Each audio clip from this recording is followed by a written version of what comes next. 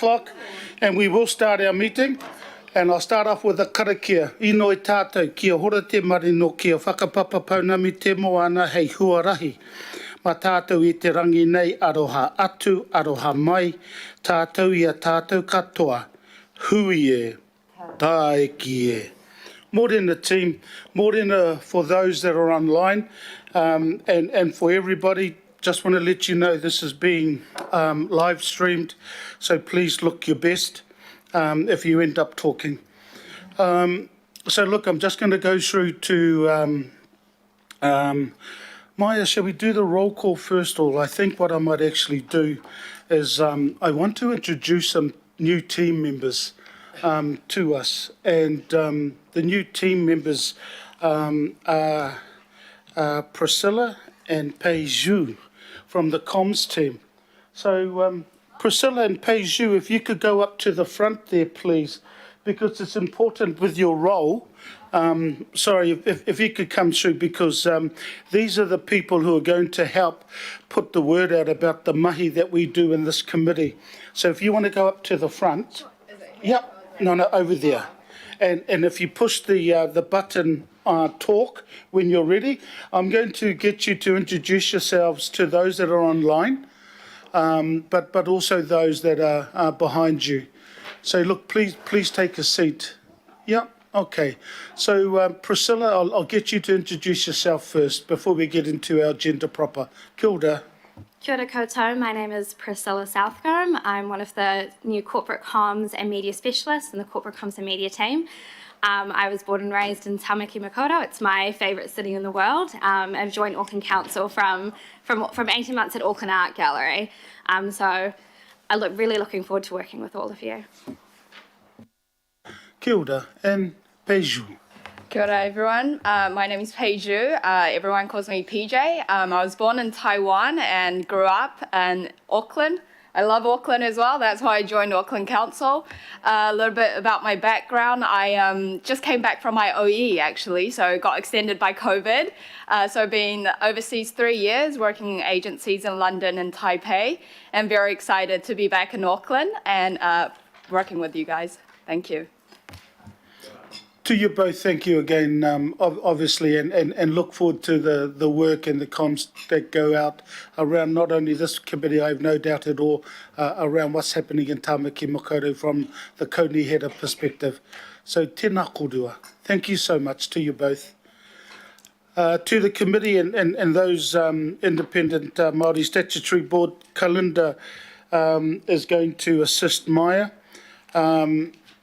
And also, we're still here by 12 o'clock after a 2-hour lunch.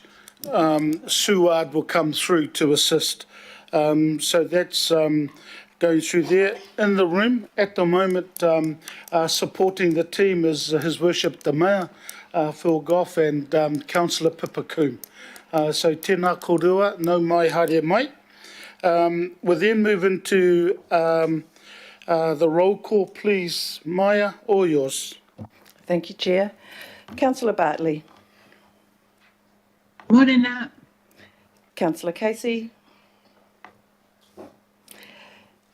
Deputy Mayor is going to be late. Councillor Collins is going to be late. Councillor Coombe. Kia ora, ke konei au. Councillor Dalton.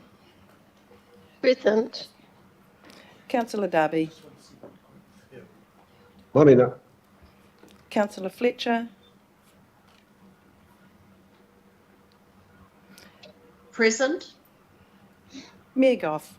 Atamari. Councillor Henderson. Kia ora, kia ora, kia ora. Councillor Hills. Kia ora koutou katoa, morena. IMSB member Kaku.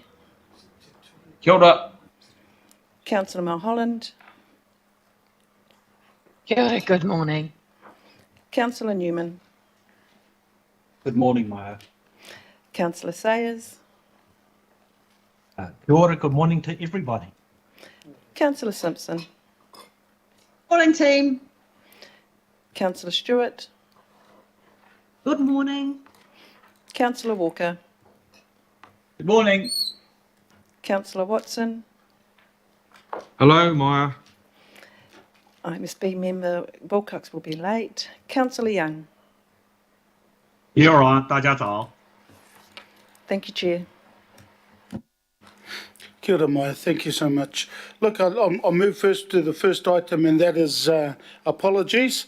So there is apologies for absence from Councillor Cooper, lateness, Councillor Collins, Deputy Mayor, Independent Māori Statutory Board member Glenn Wilcox.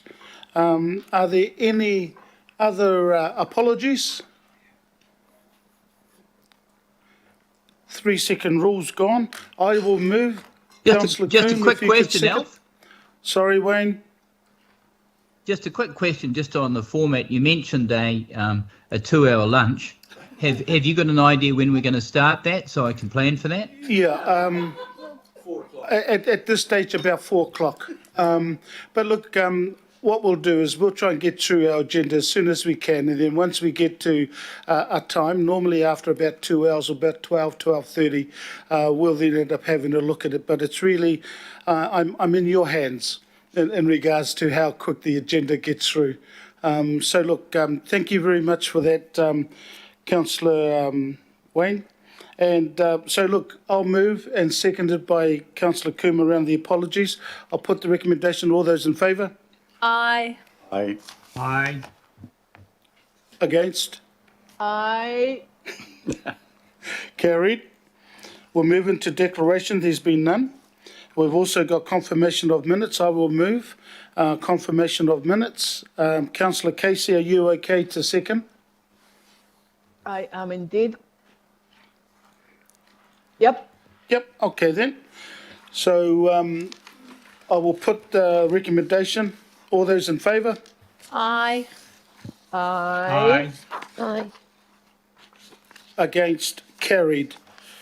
Now, I just wanted to sort of also, there's a group that's here observing this committee, and they are from the Te Tuia project, and it's a mentoring program.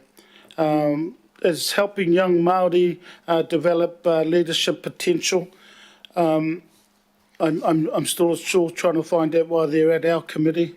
But look, I just wanted to say no mai haere mai as well to those. And ngā mihi kia koutou katoa in regards to your mahi. So good luck with that. I've got Miami Taiaroa. Also Logan Sewell, as you know, will be one of our elected members out in Franklin Ways. Isabella Penrose.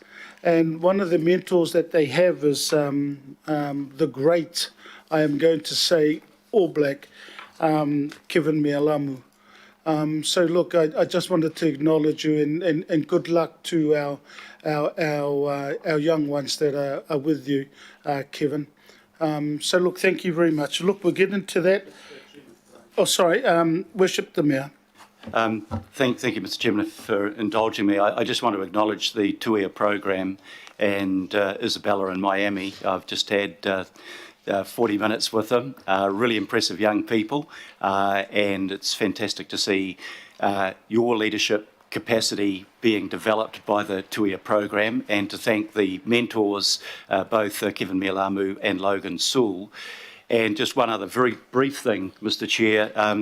Logan, would you like to stand up just for a moment so we can applaud you? Logan was awarded Young Elected Member of the Year at the Local Government New Zealand conference at Palmerston North recently, and what he has contributed has been fantastic. Our youngest ever elected member when he was 19. So well done, Logan, and thank you very much. Cheers. Nice work, Logan. Well done, Logan. Yeah, well done. It's a shame they don't have an old elected member, eh? Right. We'd be vying for the title, Mr. Chair. Exactly. So, oh yeah, thank you, Leis. Okay, look, there's no petitions, public input, just to let everybody know that there were no declined requests, but I did, however, accept one request, and that is from Jenna Wooten, the Chief Executive of Active, and I know that Jenna is online. So Jenna, I'll hand it over to you, my friend. Nā mihi nui, tēnā koutou katoa, ko rangitoto te monga, ko Waitakere te awa, ko Bombay te waka, no wera oku tupuna, ko Wotton toku whānau, ko Jenna toku ingoa. Tēnā koutou, tēnā koutou, tēnā koutou katoa. Thank you for the opportunity to join you this morning, and apologies I can't be there in person. After some 2 years of dodging COVID-19, I actually tested positive yesterday morning. So far from ideal timing on my part, as I was really looking forward to being in the town hall and having the opportunity to be there in person. I guess as I look around the virtual call and to those in the room this morning, I consider myself incredibly fortunate to have worked with many of you over numerous years in a range of different organisations. So spanning Springs Promotions, North Shore City Council, Auckland City Council, AT, the World Masters Games and Tataki Auckland Unlimited. And through these various interactions over the years, I definitely have seen your strong commitment to Auckland and to Aucklanders. And I guess I reference these connections because they highlight to me what is so special about Tamaki Makaurau. You heard in my pepeha that I am a born and bred Aucklander, and it was lovely hearing some references to that earlier with some of the staff references or introductions. My whānau arrived into Aotearoa basing themselves in Bombay Hills before moving out to Waitakere, and my fondest childhood memories are centred around Swanston out west. And although I've travelled a lot for work over the years, Castor Bay on the North Shore is home for me today. When I think about Tamaki Makaurau, what I know for me personally is that the combination of Rangitoto, the Waitakere Ranges and the Waitemata really ground me. I feel that connection to place and people very deeply. I do consider myself a people person through and through, and I believe in face-to-face connection, and I believe in listening and working in a service ethos to really make a difference. And that is why I took up the role at Active. It was an opportunity to give back to Tamaki Makaurau, to work closer with community and to strive to make a real difference in the lives of tamariki and rangatahi every day. Active's vision is a bold one. It's about making Tamaki Makaurau the world's most active city in the world. We are striving to be more and more targeted with our approach, and I know this is something that aligns with a lot of the conversations that you have as governing board members. We're focused on addressing both inactivity and inequities when it comes to play, recreation and sport. The reality is we'll only succeed in this approach if we partner strategically with a range of organisations, and into the future many of these organisations will be new and different organisations, and that's because we know that our tamariki and rangatahi want and need different things to what we did when we were their age. Increased and diversified revenue streams are also key if we are to realise our vision of Tamaki Makaurau becoming the world's most active city. We need increased investment from current funders, and we need to attract new funders who we haven't previously had to make a wider and deeper impact. I've been in my role just over a year now, and like all of you experienced, 4 months of that was in lockdown. But despite the significant challenges that we as a region have faced over the past 12 months, the year has been one of progress, and I wanted to take the opportunity today to highlight a few examples of that. The COVID-19 lockdowns were an unprecedented moment in time for the play, recreation and sports sector. We worked to understand the impact and to advocate to Sport New Zealand for the establishment of 2 funds. The result was 1.6 million released into 317 sector organisations via the Tamaki Makaurau Sector Support Fund, and a further 438,000 released to 129 organisations via the COVID Response Fund. That was to support operational requirements that these organisations continue to face despite being in lockdown. The support we provided to the sector, though, extended far beyond financial. We hosted a range of forums to help with disseminating information and enabling connection, sharing and learning amongst the sector. We commissioned legal advice on behalf of the sector and developed a practical toolkit that organisations could use to help them consult and engage with their staff, volunteers and members regarding vaccination policies. This level of practical advice and support was a significant gap, and it provided much relief to many local sport and recreation organisations. Other toolkits and resources we put together covered topics such as contact tracing and return to play and return to school. So there was a huge amount of support to sector organisations from Active, from CLM Community Sport, Harbour Sport, Sport Auckland and Sport Waitakere, recognising the breadth of organisations in our sector across the region. We then obviously started to turn our mind to moving out of the COVID-19 period. We were keen to ensure that funding and activity could start as quickly and safely as possible. So together with CLM Community Sport, Harbour Sport, Sport Auckland and Sport Waitakere, we have delivered 3 funding rounds to release invaluable Te Manawa Active Aotearoa funding into organisations that supports activations and delivery right across the region. The total investment released to date is 5.3 million, and that is connected with 332 individual organisations. A number of the councillors, including Councillor Collins and Councillor Dalton, have kindly lent their faces to support the promotion of these funding opportunities, and we'd love to see more of this happening into the coming financial year. Active has also worked to attract a range of new investment streams into Tamaki Makaurau over the past 12 months. Examples include over 1 million of new investment that is going straight to CLM Community Sport, Harbour Sport, Sport Auckland and Sport Waitakere to support the establishment of an active recreation workforce that will work into our school system alongside regional sports directors. We've also attracted a further 300,000 of new money, which is going to enable us to have a really focused program around working with the disability sector to enable those with disabilities to engage more than they've ever been able to with play, recreation and sport. And we've also attracted a new commercial partner with Vodafone, and that partnership is going to focus on volunteers, both retention and recruitment. This partnership is an example of progress against a new commercial and growth strategy that Active has developed in the last 6 months. This strategy has 3 strands: commercial, funding and philanthropic. And the latter is an area of particular focus for Active, as we think there is significant scope to reduce the barriers around membership fees for our young people via philanthropic solutions. Stay tuned for more on this, because we've got some pretty bold aspirations to get those young people that are currently missing out on playing sport back into the system at no cost to their whānau or their caregivers. The fair amount of progress I mentioned was investment focused, but I did also want to touch on the progress made around relationships. There's no secret that the unique Auckland model has attracted a lot of attention over the years.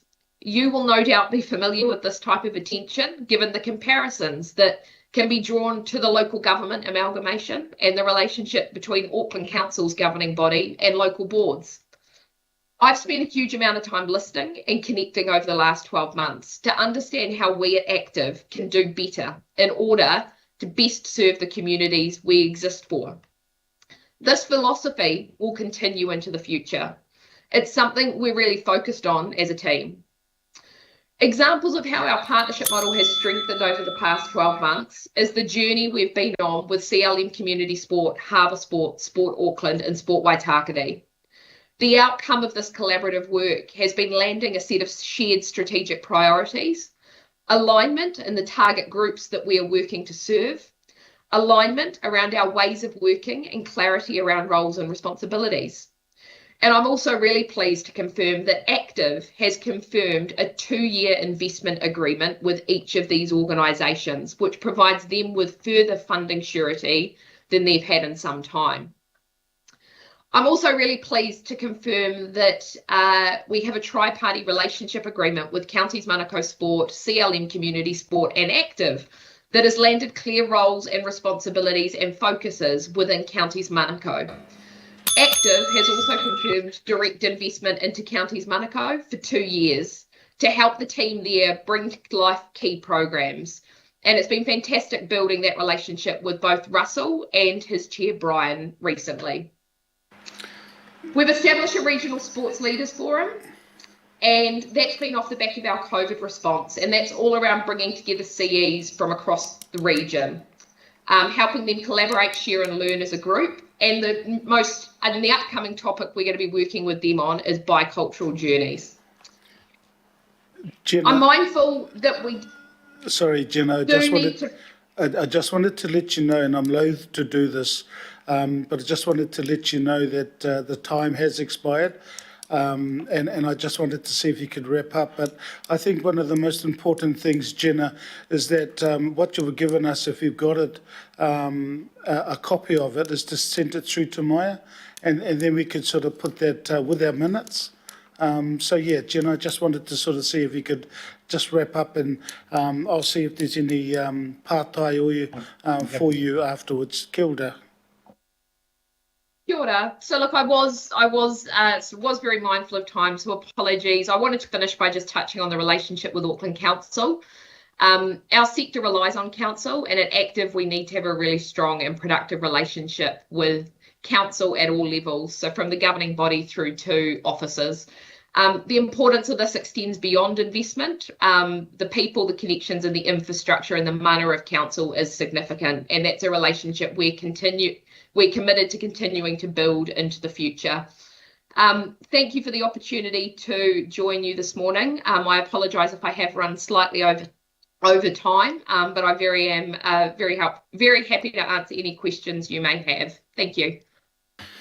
Kia ora, Jenna. I know I'm just going to ask for pātai.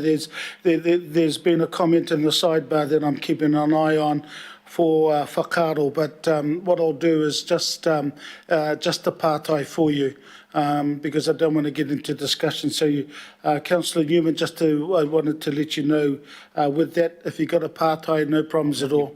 Yeah, it is a question. And before you do, Councillor Newman, item 16 committee is when we will be discussing the item that Jen has come in around public input, and there's going to be a chair's recommendation put, not the recommendation that's currently on the paper.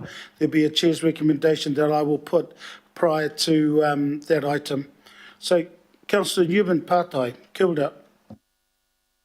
Kia ora, Chair, and good morning, Jenna. I want to thank you for the work that you're doing. I think that you've done a lot to. What I wanted to ask you is your reflection on, in terms of the relationship with the RSTs around, the understanding the RST's intellectual property and the information, the research that they have, and just wanting to get your take in terms of the ability of Active to understand that there is collaboration, but obviously the RSTs want to be able to hold and maintain those relationships in the community as well. So can you give some reflection on that, because it has been a point of discussion in the past?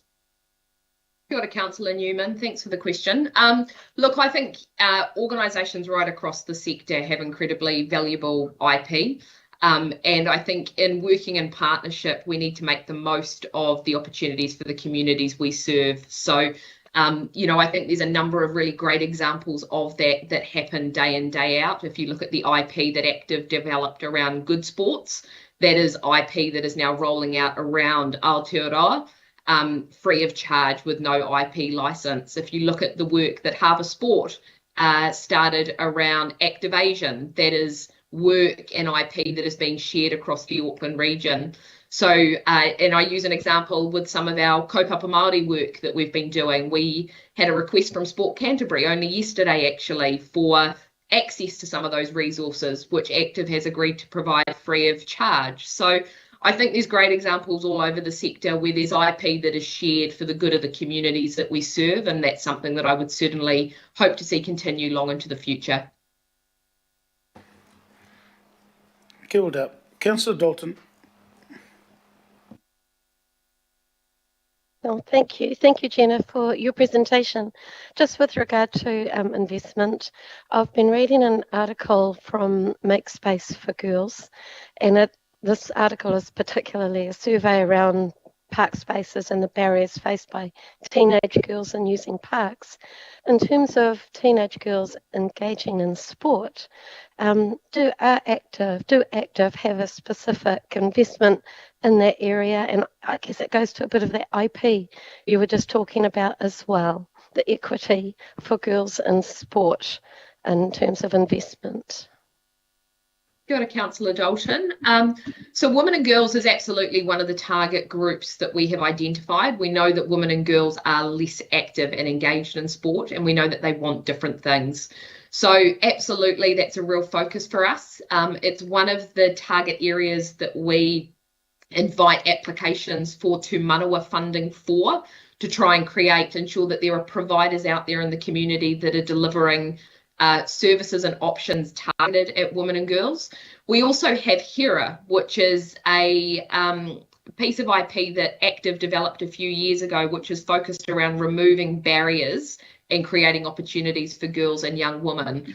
And the work that we've done in that space has recently extended to working into facilities as well, because we know in a lot of our community facilities actually have barriers that turn women and girls away. So we're trying to increase demand through products and activations and delivery that attract women and girls. We're trying to create examples and showcase women and girls in action, because you've got to see it to believe it and be engaged. And also we're working to address those barriers which come in the form of infrastructure that we have. So there's a number of different elements and ways that we're working to get more women and girls active and involved in sport and recreation. Thank you, Gina. Kia ora, tēnā koe te rangatira, matua kake, ko koe. Ai, kia ora tātou. Tuatahi, ngā mihi atu kia koe, Gina. Thank you, greetings to you, and thank you for your kōrero this morning, in particular the, the sincerity around your connection to community. So I really felt that in your kōrero, so ka pai. Also, my question through the chair is well, it's an acknowledgement of the superpowers that you've got on your trust. I see, is Penny Hull still on your trustees? Yeah, well, she's legendary around this table and has been in the past, so I want to acknowledge that too. But and also Mataroria, I think if he's still a trustee, you're in good hands there. But also my question is really in terms of supporting Manu Pihema in his role around Māori partnerships in particular. He's been out to out the south quite often. He's a southern fella for many years ago, and he's got a lot of relationships with us. So my question to you is really a comment around holding on to him.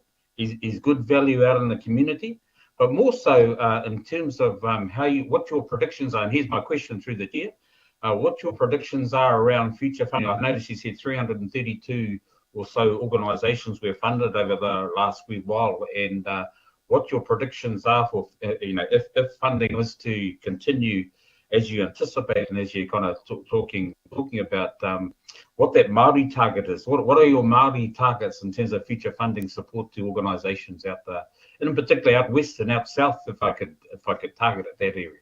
Kia ora. Kia ora, Tony. Ngā mihi for that question. Thank you. Always a pleasure to be able to talk about the amazing talent in our active whānau, and Manu is a wonderful example of that. And we're incredibly lucky to have Penny and Mataroria, and also Shelley Katai on our board as well.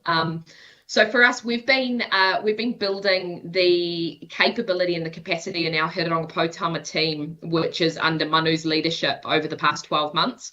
We've been really incredibly fortunate to find 3 new amazing Māori leaders that we have recruited into the team. So Harley Wall, Shania Huriwai, and Caden as well. So we've got an amazing group of young Māori leaders that are coming through who are very much focused on by Māori for Māori in sport and recreation. And Active delivered together with a number of the kura kaupapa a couple of Fridays ago, actually, out at Bruce Pullman Park, a inter-kura competition with netball and rugby league, and it was phenomenal to see those rangatahi fully engaged in their culture and sport in a way that resonated with them. We've been working really hard to grow the Māori representation on our Tū Manawa Active Aotearoa panels, so those funding panels, to make sure that, one, we are getting an appropriate number of Māori applications through, so by Māori for Māori, to really make a difference. So we've got a lot of focus there. And the regional sports leaders forum that I touched on just briefly before. So Active hosts this RSO Chief Executives Forum. We were talking to those group of chief executives recently about our cultural journey and our aspirations around how we were wanting to uphold our obligations around Te Tiriti. And those chief executives have asked us to develop a cultural competency program for them that they and their organisations can go on together. So Manu and the team are working on designing a cultural competency program that Active will be delivering for our regional sports trust CEOs and their teams. It'll be very similar to a program that actually Active has funded for CLM Community Sport, Harbour Sport, Sport Waitakere and Sport Auckland. So we've found an amazing provider. We've fully funded it to enable those 4 organisations to go on a really rich cultural competency journey to understand how we can do more right across the region. So there's a lot of really exciting mahi happening in this space. We're still at the very early stages of our journey, but I think what you will start to see over the coming 12-month period, it will be really encouraging for you. And certainly, I know Manu and I would welcome the opportunity to talk about that further. So always very happy to set up a dedicated kōrero on that. Come out and have a kōrero, Jenna. Would love to. Come out to Papakura Marae. Kia ora. Kia ora. Kia ora. Thank you. Thank you, Alf. Back to you. Ka pai tera. Jenna, ngā mihi ki a koe. Thank you so much. This particular item, and I've just sort of, as I said earlier, we'll just go through the pātai, and then when we get to item 16, whakaaro from our committee will then happen through there. So Jenna, I just want to say thank you and acknowledge the mahi that you and Active are doing. Kia ora nā. It's been moved by His Worship the Mayor, and I will second the recommendation to thank Jenna. I'll put that recommendation. All those in favour? Aye. Aye. Against? Aye. That wasn't against Jenna, just to let you know. that was just a delay. Okay, kia ora nā. So thank you, Jenna. Kia ora. Tēnā koe. Kia ora. Thank you once again for your time, everyone. Ka pai. Local board input. So there's 4 local board inputs, and so as a result of having 4, there'll be 2 pātai for each of the local boards. So I want to acknowledge all the local board chairs who are here, not only physically but also online. So we'll start with Otara Papatoetoe Local Board Chair, Talofa Lavela Wawhionga Apulu. Just want to acknowledge you and your title. So thank you so much for coming through, and just for the committee's information, it's in regards to item 15, and to let you know, with item 15 there is a recommendation there, and this was a decision from the commissioners, that the reserve status for 11R Birmingham Road not be lifted.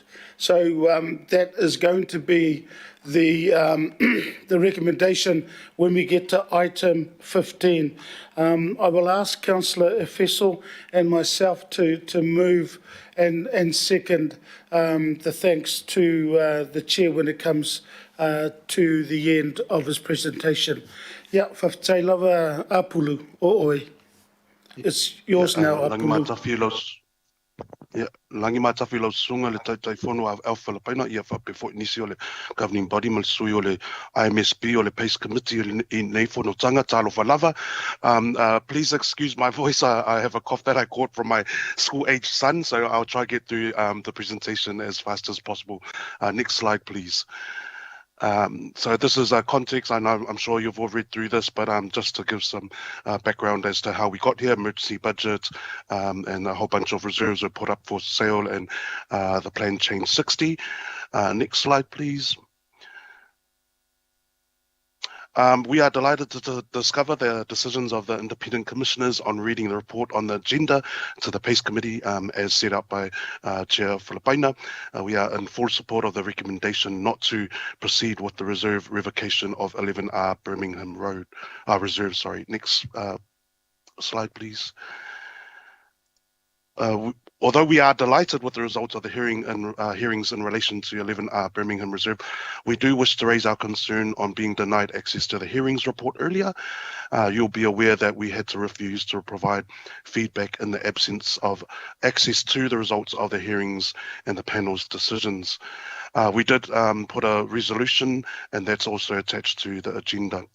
Just noting B, C, and D sets out the reasons why we did not accept the reasoning from the staff. Next slide, please. But just to summarise that, the local board, we do agree and we accept that the governing body is the decision maker on reserve revocations, and the report is primarily, but not exclusively, for the benefit of PACE committee. We also agree that the reserve revocations and assets sales are of high public interest locally, and that the hearing report contains important information and an analysis of public and iwi sentiments and key issues. Next slide, please. So why is this important? The hearings report is not confidential. It was withheld as staff have determined that boards will get it when the public do. Boards were asked to provide its views without the report, and then, if needed, adjust their views once it is made public. And although not specific to reserve revocations, the following agreed principles of the local board involvement in regional policies 2019 should apply. These two principles set out here: that the local boards are part of the governance structure rather than a stakeholder, and secondly, simultaneous access for all elected members to be provided prior to information appearing on public agendas. Next slide, please. So the two considerations, what is the harm we are seeking to avoid? And that's set out in the local board's motion, and has been supported by other local boards and their motions as well, with general support informally at the local board chairs forum.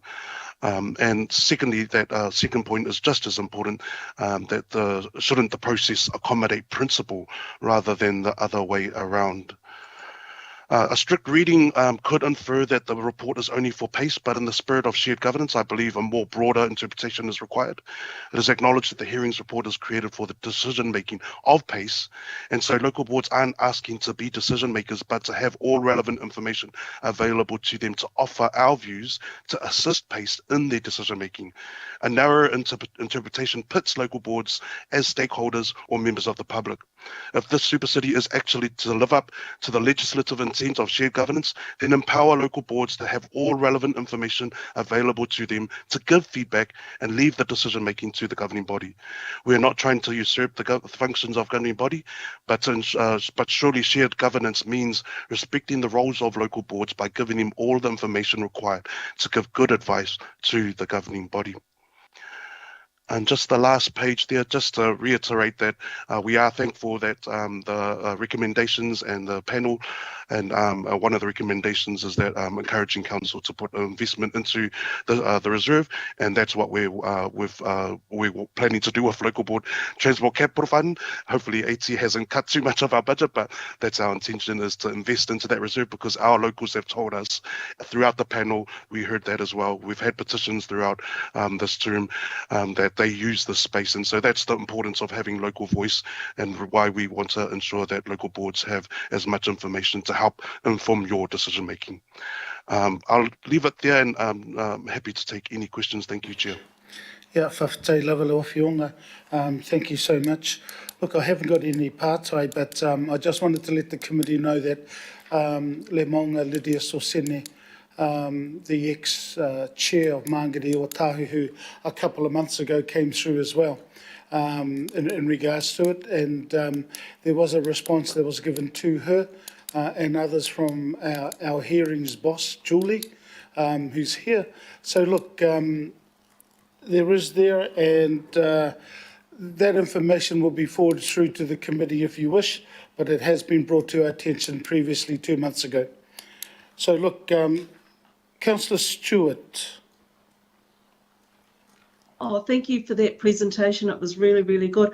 I just wondered, are you aware that we also, in our ward of Howick, Pakuranga, we had 40-foot lane, we had a reserve that we really tried to save.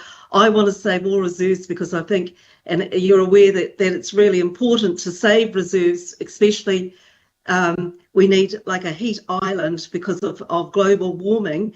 And so I will be supporting this. I was really disappointed we didn't get the support from the councillors for our reserve, and I'm just hoping that maybe Poto Williams or somebody might reconsider it once again, because I think with all this intensification going on, we need to have reserves for our young people.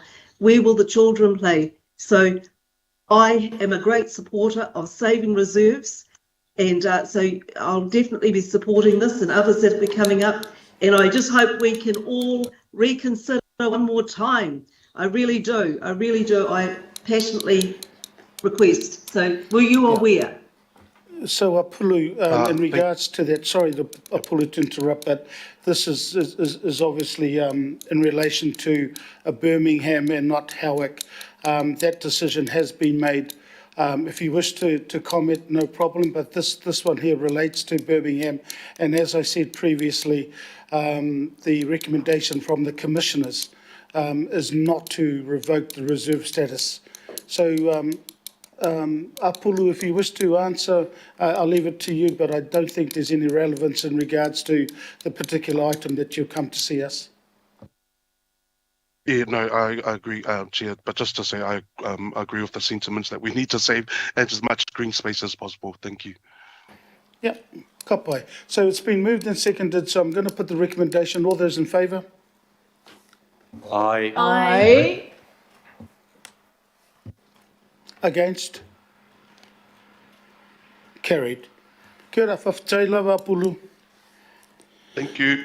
Item 6.2, Albert Eden Local Board. And if councillors Casey and Fletcher, if they're okay to move and second the item when we get to it. So I want to acknowledge and welcome the Chair, Margie Watson, and it's in relation to item 12. Tēnā koe, Margie. Tēnā koe, Mr. Chair. Atamarie and tēnā koutou all, thank you for the opportunity. Yes, I think someone at your end has this, slide set up. Thank you very much. Next slide, please. I'm going to go straight into it. Having read the report and feedback from the staff, it changes some of my comments slightly to you today. So second slide, that's it. So look, we as a board, we really wanted to ensure that Owairaka was included as part of the priority area in the plan. And what we know is that Owairaka is a suburb. The whole suburb is part of the Mount Roskill redevelopment by Kainoora and is picked up in the Auckland housing program, but isn't specifically noted anywhere. So the staff response in the report in response to local board comments was rather vague on that. So we just wanted to ensure that it's considered to be part of the Mount Roskill development area. It's included in that integrated area plan that both local boards, Puki Tapapa and Albert Eden, have signed off. And we want to be really clear it's not going to get excluded going forward. So we'd just like some clarity when you come to resolutions later today to ensure that it does include the suburb of Owairaka, please. Next slide, please.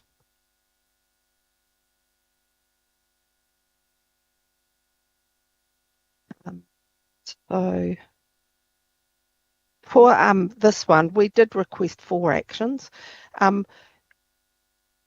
2 about Point Chevalier, and maybe I'll speak to those first. So you're probably all aware that Ministry of Housing and Urban Development are working with Mana Whenua on the redevelopment of over 30 hectares of what was previously the Unitech site, and there are plans for somewhere between 2,500 and 4,000 dwellings, which could be up to 10,000 residents. What we wanted to ensure is that under Action 28, the Point Chief Community Centre was improved and became fit for purpose. What we do know is it's a 1950s converted residential house. Downstairs can't be used because it's really a converted basement, and council have said you can't use it. The height of the ceiling's too low, so we're just left with using the top level. It doesn't meet the needs of the community. Staff haven't responded to that other than saying that that's bumped into Action 150 in the plan, so it doesn't stand alone. We'd really like to see it stand alone. Action 150 is about improving services within Point Chief in general, and that's all based on third-party development. What we know to date so far is that the resource consent that was put out for the works for the roading network was just granted. That resource consent on the Unitec site includes the partial demolition of a scheduled building, being building 1, so they can put a road in. The community were hoping that all of that building would be used for community use, services, arts, culture and community facilities. What we now know is back half portion of 2 wings of that building has been demolished. That went non-notified. The board are really upset, as are the community. So we're already getting erosion of what we want to achieve through third party there. So I'd really like you to be clear on us bumping the strength up on Action 28 and 50. Actions 26 and 27 haven't been included in the staff recommendations. Mount Albert is, we want to ensure that the library doesn't get left behind when the redevelopment of St Luke's happens by third parties. We also want to ensure that the Sandringham Community Centre is improved and made fit for purpose. It is also a converted building, and it's on the route for Auckland Light Rail, and it's part of the Roscoe Integrated Area Plan. And it's not included in what we know is this huge growth coming, and it's been excluded from the recommendations. We would really like to see the committee include that as part of Action 27. Could I go to the next slide, please? So the next slide was request to follow, includes the actions around Waterview, Pascoe's Quarry, Epsom Community Centre and Green Lane. I note that 3 of 4 of those are not supported. Note the staff comments and they haven't come through into the plan. I do note the one around the Epsom Community Centre has been included by staff and has been added as an action. If you look under para 40 of the report, I thank you for including that. It would have been nice to see actually Waterview and Green Lane also considered for that, noted the intensive development happening in both those areas under the Auckland plan. But I guess we will see what's happening with the MPS and development there. But thank you to staff for recommending the inclusion of Epsom. Next slide, please. This has been picked up by staff around some of the wording given the governance framework review coming through and allocated and delegated decision making, so we can skip over that. We can skip over we can't. If we could not skip over this one, Action 128, this one's quite big for us. This relates to Albert Eden Local Board and the Faux Local Board. So we know that Action 128 is about the Mount Albert Aquatic Centre redevelopment, and it had IBC last year for investment. We know that even if the Faux Local Pool went ahead, it would only meet demand in Mount Albert for 5 years, and that's between 2029 and 33. We don't want the Faux to be pushed out at all because it just makes our problem even worse. It's critically independent with the provision on the network and in Albert Eden. It's noted by staff in the report. We thank them for noting that, but please don't lose sight of it. And happy to take part. Thank you for the opportunity. Good timing, Margie. You didn't even get the second bell. So good timing. I know. Yeah. So that was good. That's a good thing. So look, there's no partai in regards to on the sidebar from the committee. but I know that our staff have taken note of the PowerPoint, which has been on Nexus. So again, I know they'll get back to you again, Margie. So just want to say thank you so much. Thank you for the opportunity. Have a great day. Kia ora then, Margie. Kia ora. So it's been moved and seconded. I'm going to put the recommendation. All those in favour? Aye. Against? Carried. Kia ora, Margie, thank you. We'll just move into the next 6.3, Upper Harbour Local Board, and it's in regards to the Hobsonville Point, and that's item 13. So I'm just going to invite the Chair. Kia ora, Lisa. Good to see you, and just want to acknowledge all the work that you've done since you've been not only elected member, but just honestly with you. Wish you all the best, as you said to me, moving into your next journey. But again, I just wanted to acknowledge all your mahi and the work for your community. So tēnā koe. And if John and, Councillors Watson and Walker, I've got you both up there just to acknowledge and thank you for your presentation. So I hand it over to you. Kia ora, Lisa. Thank you, and it's nice to be here in person, although I think there's more online. Our workshop today got cancelled, so I thought I'd take the opportunity to eyeball you, and Alf did mention cake actually, which made the travelling time kind of worthwhile. I would like to acknowledge we've got a couple of board members on the call as well. We've got Margaret, Anna and Uzra, who are attending remotely. This is a project that I think His Worship the Mayor sort of was involved in the very early days in his prior career when he signed the Public Works Act agreement down for the land at the landing back in the day. So this is a project that's been dear to the heart of the Upper Harbour Local Board for many, many years, for the whole time since amalgamation, and for people who were involved in Waitakere City before that.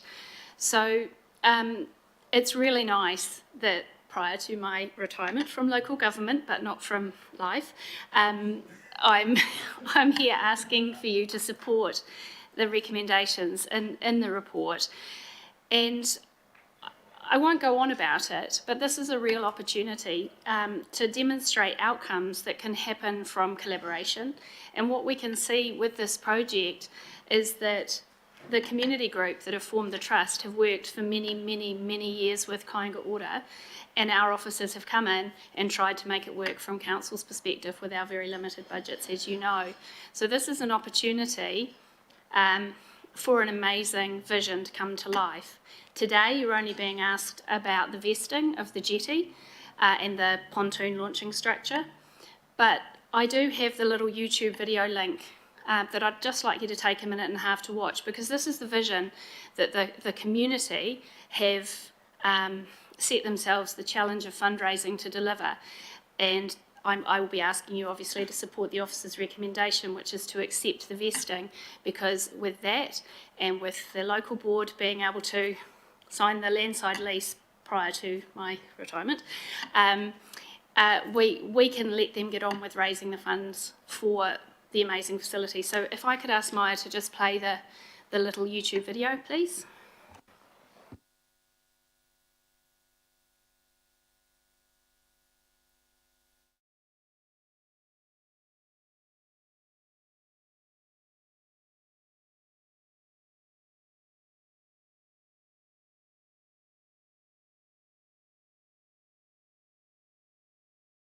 So just to quietly talk you through it, I don't do anything quietly, what am I trying to kid? This open space area in front will be public. So this is what they're proposing for the interior. It's to make it a bookable space. It's where the Sea Cadets will train. There's masses of storage underneath for the Westlake boys rowing and the sailing boats.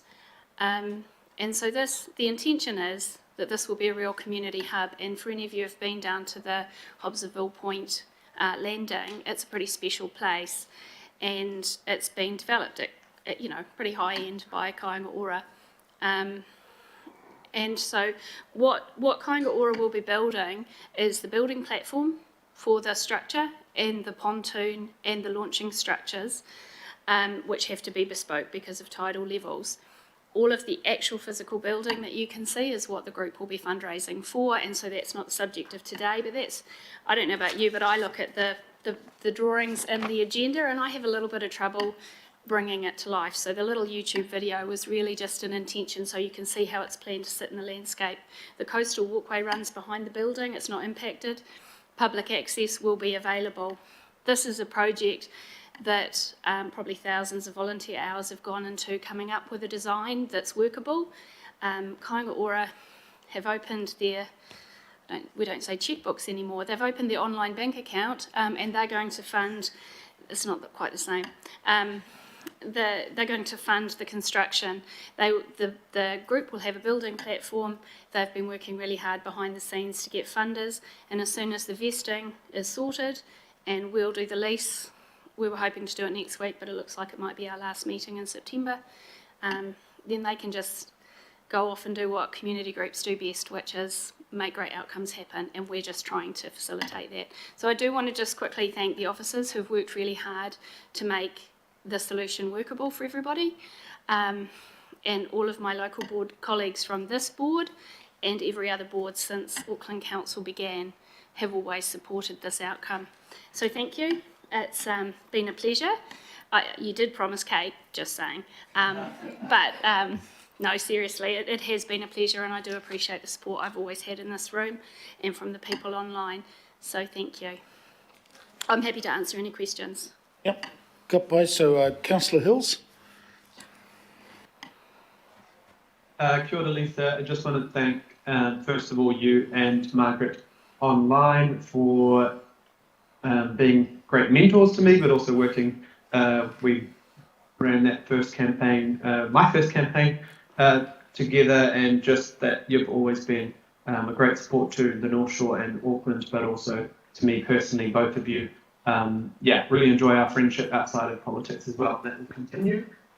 Just my question, it was mostly so I thank you both, and honour the work you've done. Huge amount of work, and especially on things like these where you're working with government agencies and others really constructively, and it's maybe not always in your decision-making power. But I guess what I'll just make it a question: what does this project mean?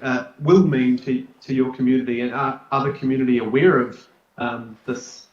Amazing happenings. Often things pop up and people aren't aware. Do you know if there's a lot of support around it? Yeah, there's actually been really great public engagement by the Trust. They're very lucky. They've got some very hard-working, really experienced trustees, and there have been a number of community open days. They've done iwi engagement. They've got a relationship agreement with Te Kawerau Maki, one of the local iwi, and they've done that separate to what Kāinga Ora has done as part of the resource consent process. So there was a real commitment. So they've used social media, but they've also used physical down on the landing, talking people through it. Obviously they had a sponsor create the video so people could get a bit of a visualisation, because it turns out I'm not the only one that can't read drawings. So I think what they've done is they've really got a lot of support, and if this doesn't go ahead, there's no likelihood of water access in this area for the next 10 years because we don't have the money. It's not in any of our plans, and the existing seaplane ramp is being decommissioned because it's no longer safe. So there's been no vehicles for many years. The whole thing's going to be removed. So it will provide water access, not for motorised craft, but neither did the previous facilities. And so this is part of the mitigation for what's being lost. Thank you, that's perfect. And sorry, my microphone was down before, so hopefully you could hear me. I could, thank you very much. You'll be happy to know that I've always got an opinion on everything, and I'm always happy to mentor people, and I'm doing it now with my role in Basketball New Zealand with some amazing young women, aspiring leaders. It's, yeah, really satisfying. So it's been a pleasure. Thank you, and Margaret. Thank you. Councillor Watson, and he'll be the last of our pātai, Lisa, and then I'm just going to invite His Worship the Mayor to say a few words. Kia ora. Councillor Watson. Yeah, thank you, Mr. Chair. Thank you, Lisa, for your presentation. Just picking up on the number of activities that have been identified here, and I see all the usual ones, you know, with kayaking and wakayama and dragon boating, canoeing, etc. But the one that really just occurred to me in your presentation there, and the flyover or fly through, there are a number of schools in the area that don't really have you know, any access to you know, to water facilities. So that educative function as it goes to the high school and the 2 existing primary school and the ones on the way, is it envisaged that, you know, the pontoon and jetty will be, you know, available for all the, you know, quite significant number of young people that are attending that school in that immediate environment?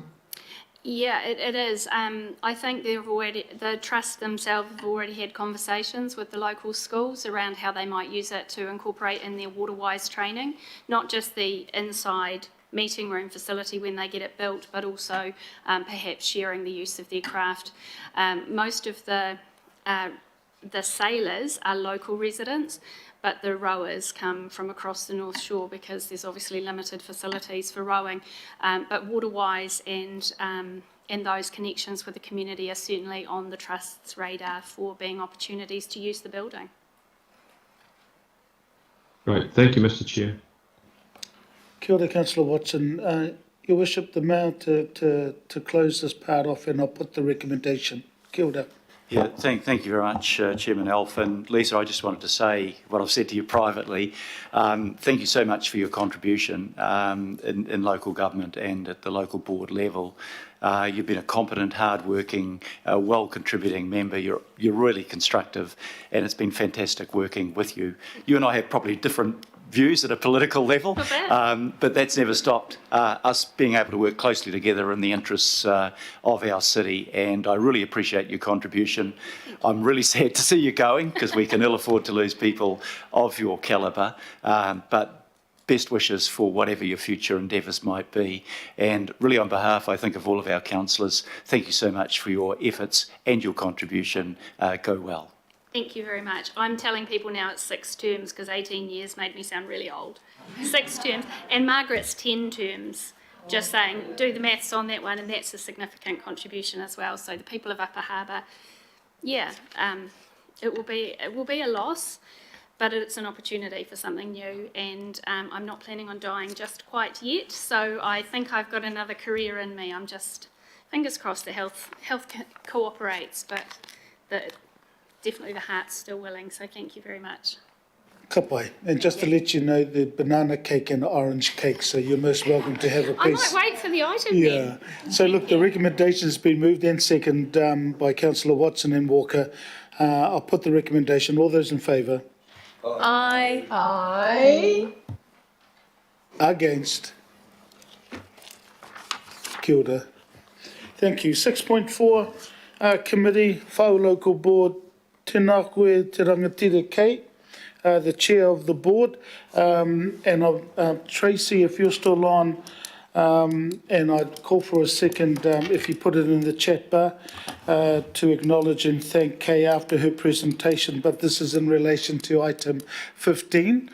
And as you know, that particular item as well is not to be revoked, the reserve status. So we'll get to that. And Kay, tēnā koe.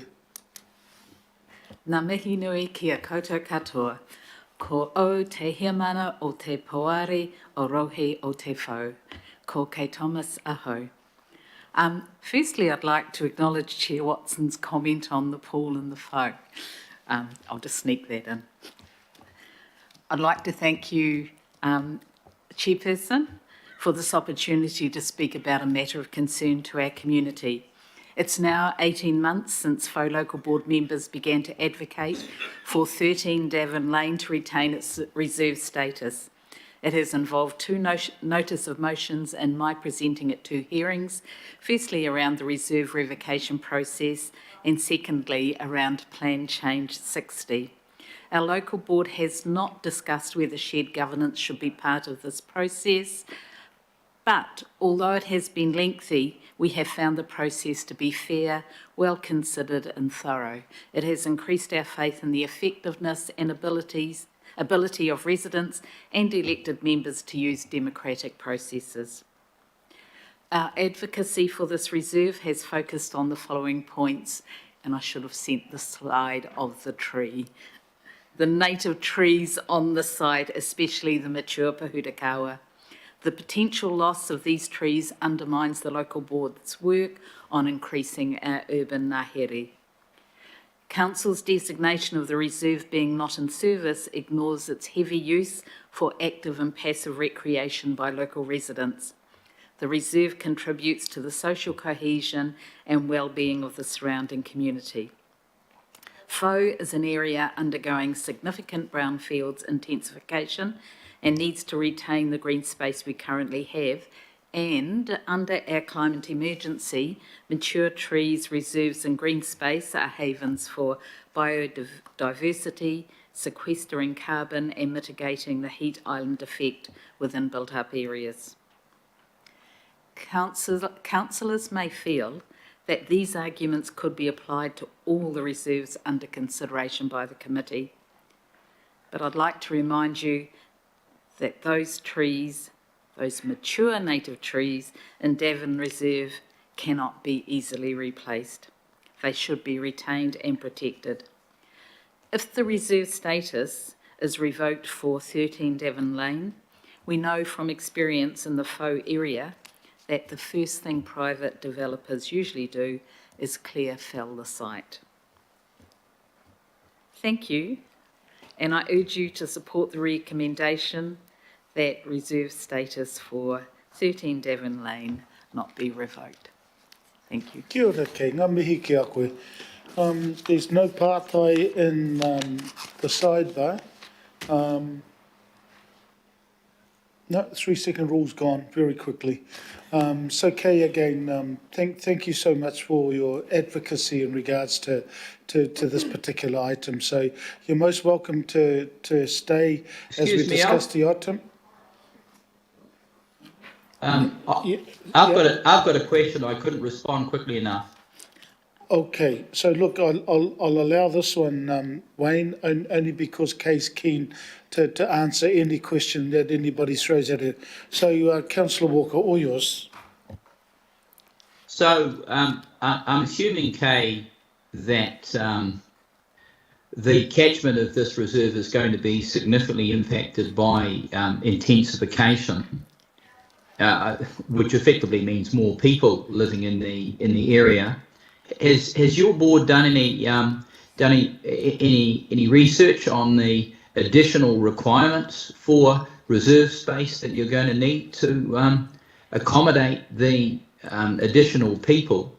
And further to that, the consideration that under this government-driven legislation, the outdoor living space on properties is negligible.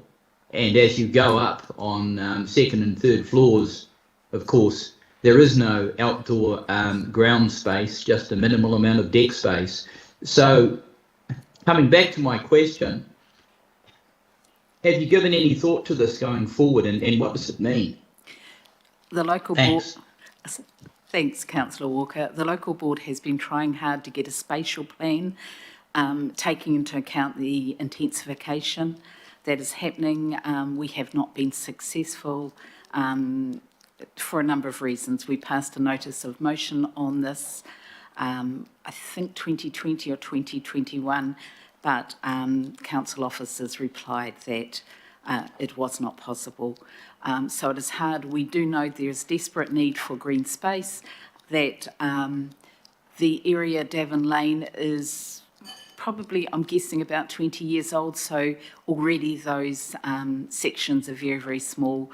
It is only just over 1 kilometre outside from the Newlyn transport hub, and so it will be subject to a lot of intensification, which is already happening in the area. Thanks. Thank you very much, Kay. Thank you, Kay. And look, there's one more. I was going to put the recommendation, but I'll leave Councillor Hills. You are the last, and then I will put the recommendation. Kilda.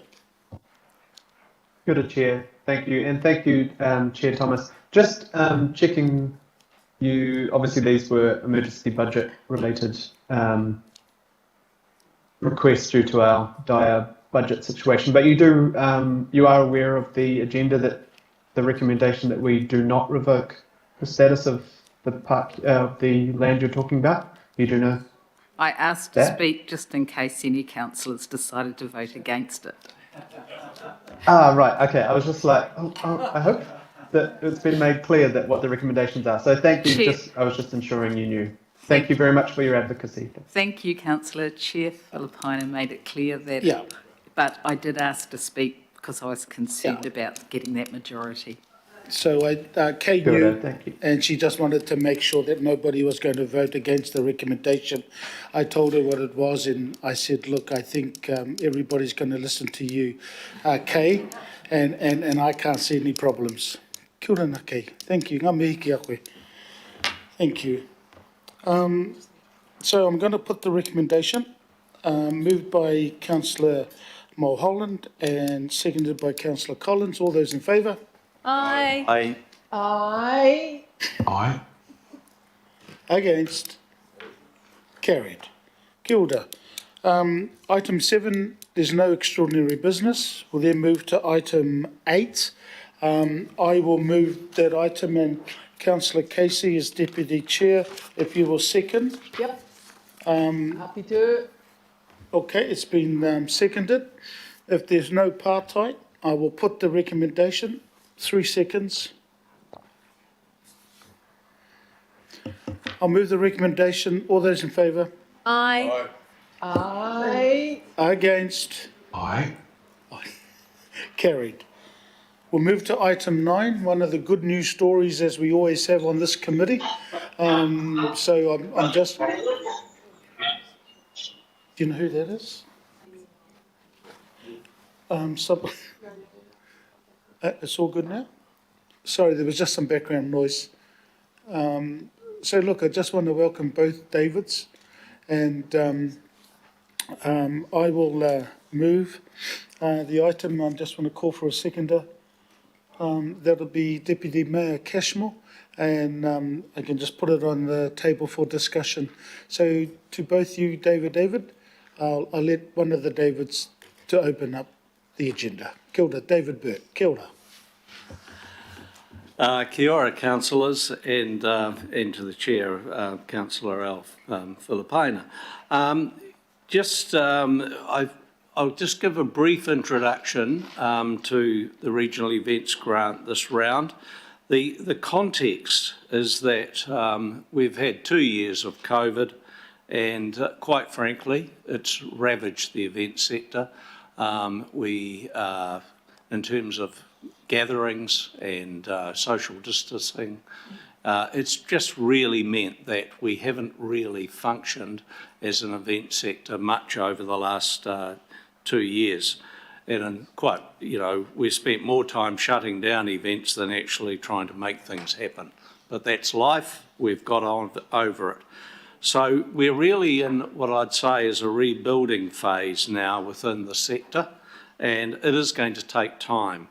That's been reflected this year in that the applications in this round are down, if you look back historically, as to what we've had in previous years.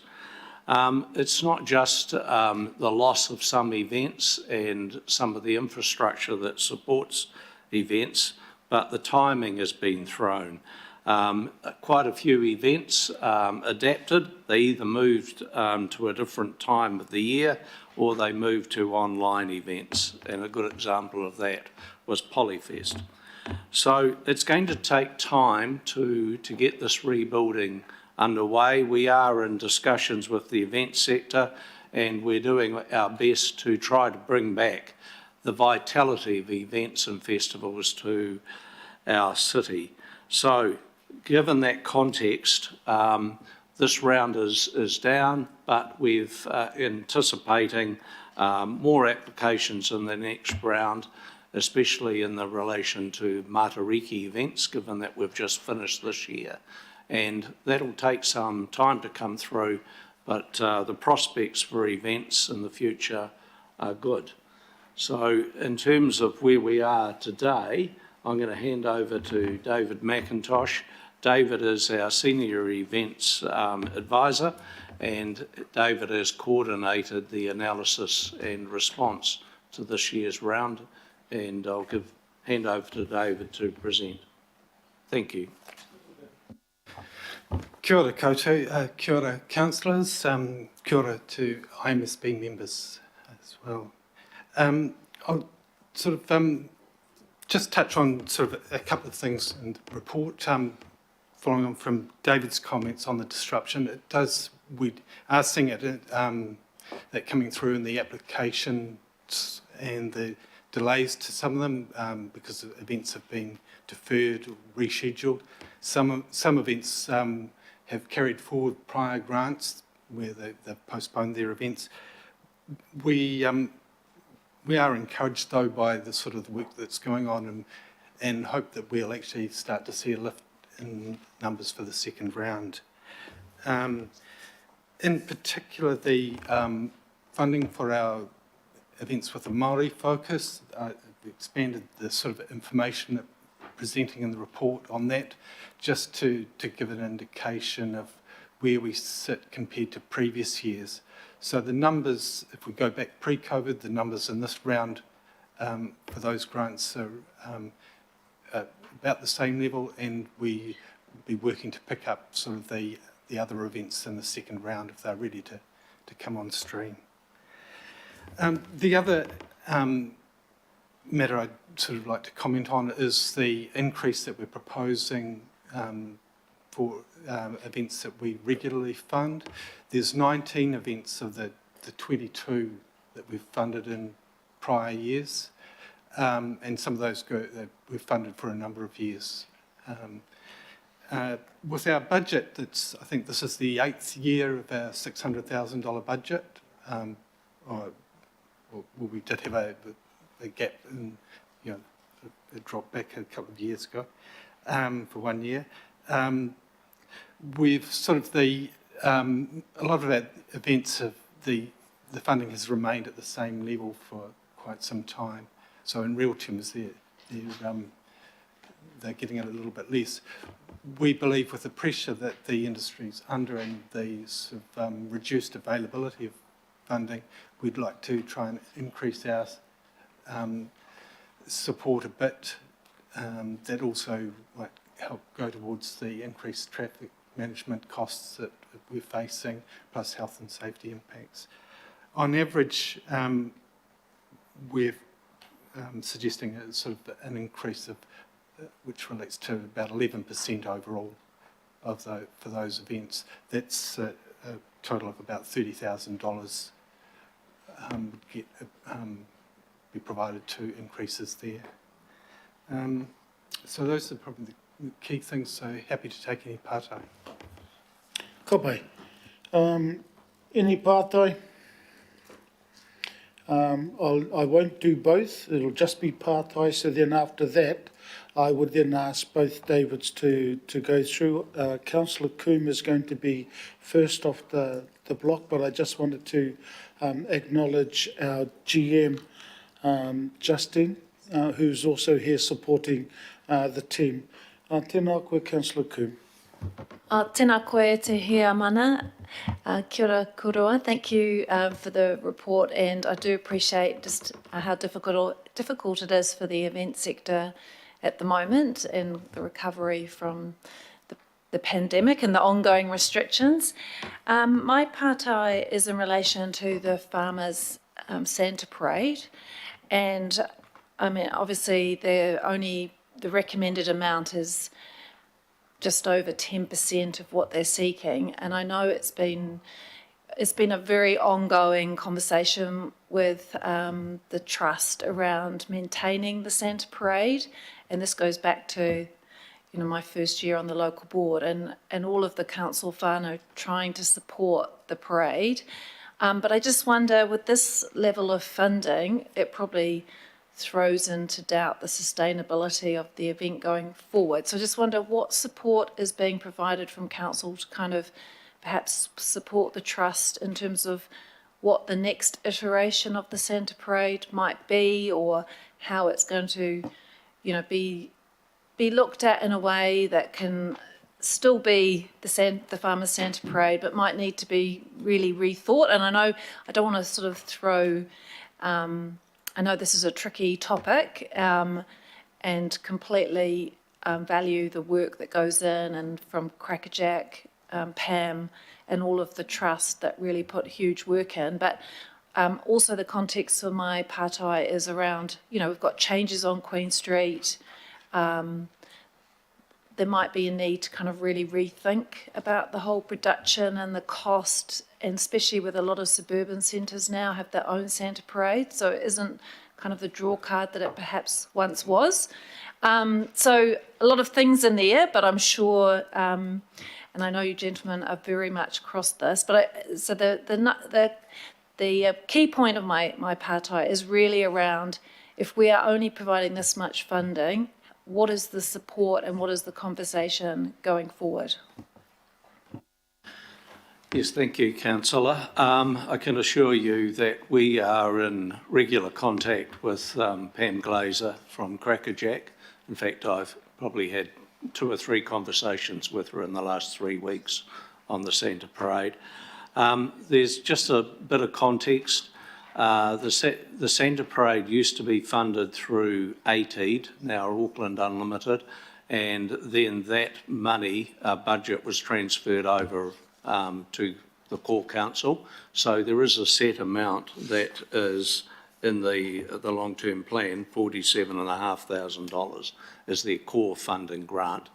Then the additional amount that they've applied for has been a long-standing support for them storing and repairing and rebuilding and tuning up the floats prior to the event. So that's what this additional amount of $17,000 was for.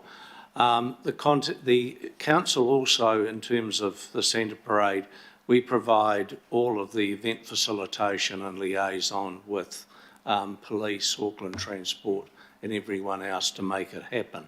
And that is quite a significant contribution. It's not monetary, but the staff working on getting a parade down Queen Street these days has its challenges. So there's that element as well. And Pam is suffering a bit from the commercial sponsorship sector. So yeah, she's under a lot of pressure. Some of the options that I have discussed with her is, does she need to continue the children's party afterwards in the square? That's one element she's looking at, and the entertainment. Could that be a separate sponsorship?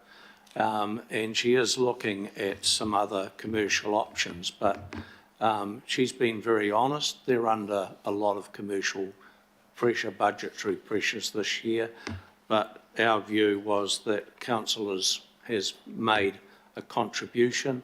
It's quite significant. We're a long-standing funder, and that was where we left it in terms of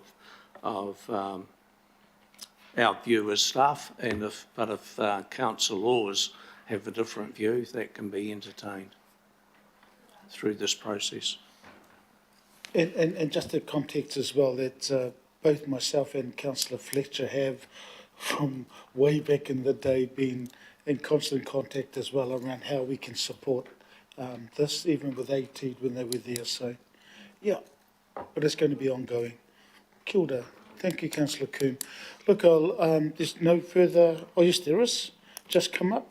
Tēnā koe te rangatira Matuaga Wilcox, pātai. Oh. Yes, thank you, Chair. My question is, I'm looking through the list. The farmers one seems to be the only one that's actually, that's actually targeted at young children. Do we have any others coming up that are targeting young children? Or are we saying the Coca-Cola one does as well?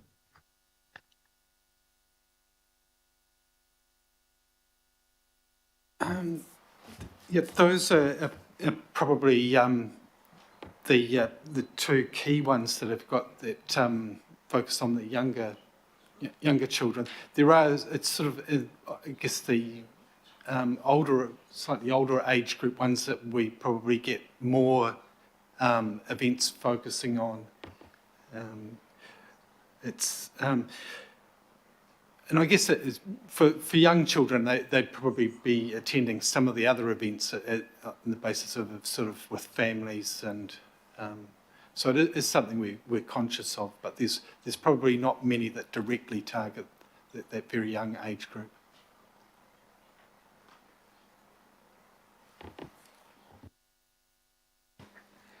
Supplemental to that, Chair. Kapai. Yeah, so I suppose I'm a little bit, not disturbed, but this is our future and these are our future kids. And there's no waiting towards them. And you're quite right. I mean, the kids can go to just about anything they want to go to. But I know that the Farmers Parade and a little bit of the Coca-Cola one have been aimed, but the Farmers one especially has always been aimed at young children. I mean, the adults go there to see if they can get the free lollies as well, but I'm just going to point that out. That's all I'm going to say. Thank you. Thank you, Chair. Yes, David. It's a very good point, but I think the context again is that I look across what is an offer across Auckland, and I think you'll find that a lot of the local board events are aimed at families and young children. I know we have a focus in some of the events we deliver at a regional level, music and movies and parks. That's they're very clearly focused on families and young people, especially when you put on a movie like Captain Underpants 2. You know it's not going for an adult audience. So yeah, I mean, I'm not being flippant, but it's there's all of that context. The Heritage Festival that's coming up, clear focus on, we hold that in the school holidays in September, October, so that young people and school-aged children can attend. So yeah, within the context, I think in the regional events grants, you are correct. There is a limited number that are events that are focused on young people, but I think in the broader context, the young children are not forgotten. But I do take your point, and it is something we can discuss with private sector event organisers and try to encourage more to come through aimed at kids. Good point. Thanks, Glenn. Ka pai. Ka pai matu, Glenn. Ka pai. Okay. So look, it's all our pathway finished, so if I get both of you to leave the desks, if there's any whakaro, only because then it's not aimed at both of you. It's a committee discussion. So if there's any whakaro, please let me know.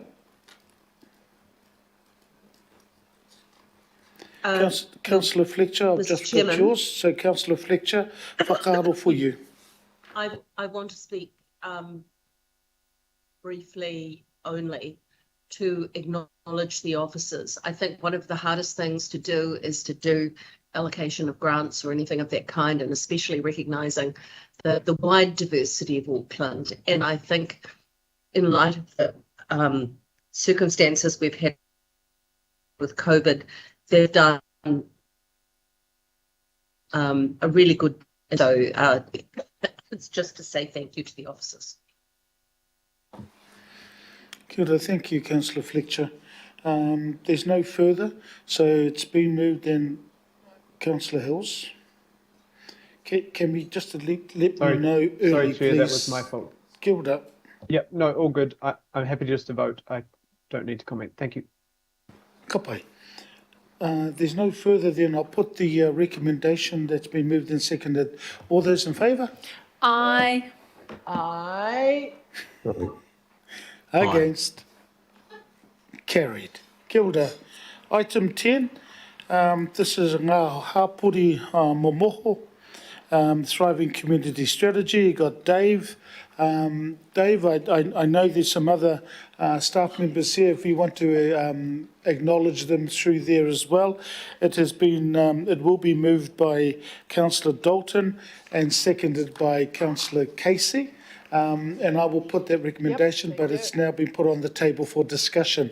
So, Dave, welcome.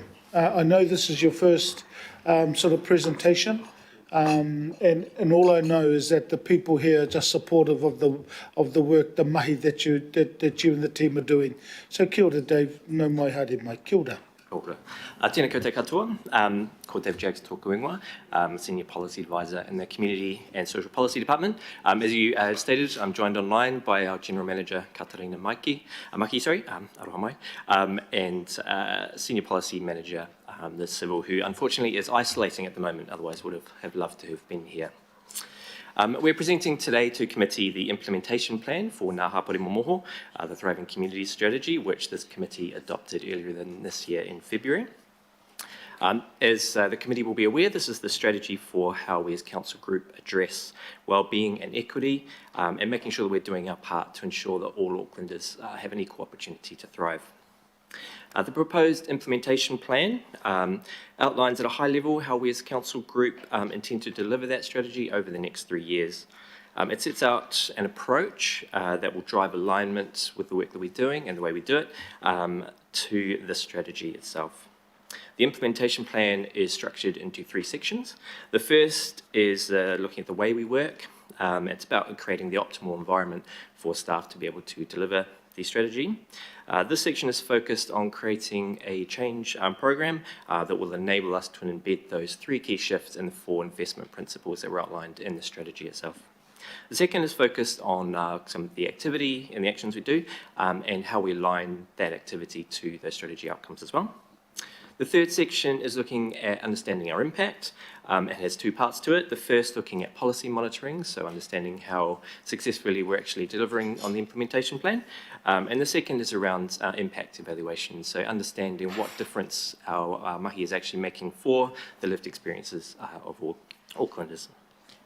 We're recommending this proposed approach as it takes a phased approach to implementation and accounts for Council's current operating constraints, as well as recognising the fact that embedding this kind of change will take time. This iterative approach also allows us sufficient flexibility for the activity to respond to changing environments and means that the focus remains on outcomes rather than just delivery of activities. There's no additional budget sought through this implementation plan, but rather outlines how we use existing financial processes to better align to the strategy and ensure that wellbeing and equity remain a central focus throughout all considerations for budget and resource planning. Work has already begun with operational partners across the group, including CCOs, to show and think about how the work that they're already doing currently and also into the future will align to the strategy. If adopted, staff will continue this work and focus primarily on delivering the work outlined in the implementation plan in phase 1, looking at socialising, mobilising the plan, and also development of the associated tools to support staff. Back to you, Chair, for Pātai. Kia ora. Well written report, thank you, and comprehensive. So look, I'm going to see if Liz or Katarina, if there's any comments that you wish to make. I see Katarina shaking her head. Liz is doing the same. And I have got Pātai for you, Dave, is from His Worship the Mayor. He asked really curly ones, so watch out, my friend. Thank you for that comment, Mr. Chair. Thanks for the report, Dave, and I think everybody around the table would applaud the vision of a fairer and more sustainable Tamaki Makaurau, and it is strategy and it is high level. But I'm looking at the objective action areas, and there's a whole lot of stuff that we set there that we actually don't have any influence over. It'd be lovely to think that council could increase whānau and community financial security, but that's outside our ball game. There's objectives in education and health. And I'm just wondering, wouldn't we be better off, rather than having this broad sweeping strategy that we can't really influence much, to focus in quite specifically on a number of particular focus areas where we can make a difference, because I kind of feel that this will become an exercise in futility. Best intentions, great objectives, but no ability to deliver. And what we really want to do in creating an inclusive Auckland is to say, here is something that is within our capacity and within our responsibilities to do. So I'm just wondering whether we'd be better off with a much narrower, more focused approach to achieve that objective. Yeah, thank you, Your Worship. So the objective areas that are outlined in there are actually from the strategy which was kind of previously adopted by committee already. So this is just the plan of how we intend to do that, but I definitely take on that point. We're really conscious of that, and obviously there's quite a lot in here, and we recognise this does set out an ambitious and bold vision, but we want to think about kind of what role we do play in those things about sort of health, well-being, housing, financial stability, those kind of things. We do hold certain roles and levers, and we want to think about how we use that throughout the work that we're already sort of doing. For this initial phase, we will be focusing primarily on the sort of specific areas where work is already happening on some of those things, and how we further align those to those strategy outcomes. But yes, definitely take on your point that we will be focusing on the areas that we can make the biggest impact to begin with.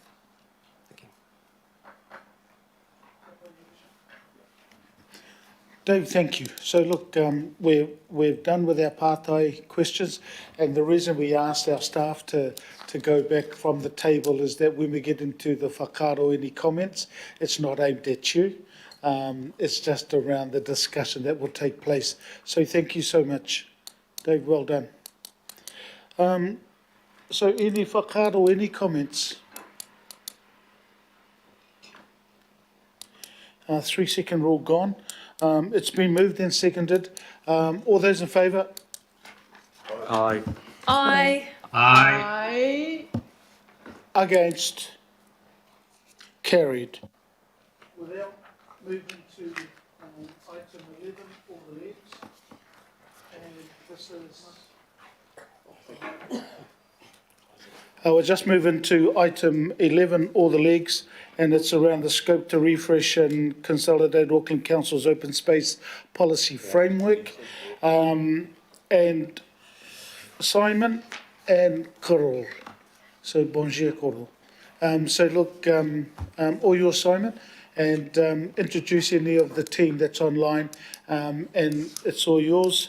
I'm going to move for I want a mover and a seconder, so then my name is not always on there. His Worship, the Deputy Mayor, sorry, it just came out. Happy to second. Cashmore and Councillor Casey, I just heard her second. So it's put on the table for discussion. Simon, it's all yours. Thank you, Chair. Kia ora koutou katoa. Today online we have Katarina Maki, the General Manager for Community and Social Policy. So today this report seeks your approval to the scope to refresh and consolidate Auckland Council's open space policy framework. In February, this committee directed staff to engage with key stakeholders to hear their views on the 3 options to update the framework.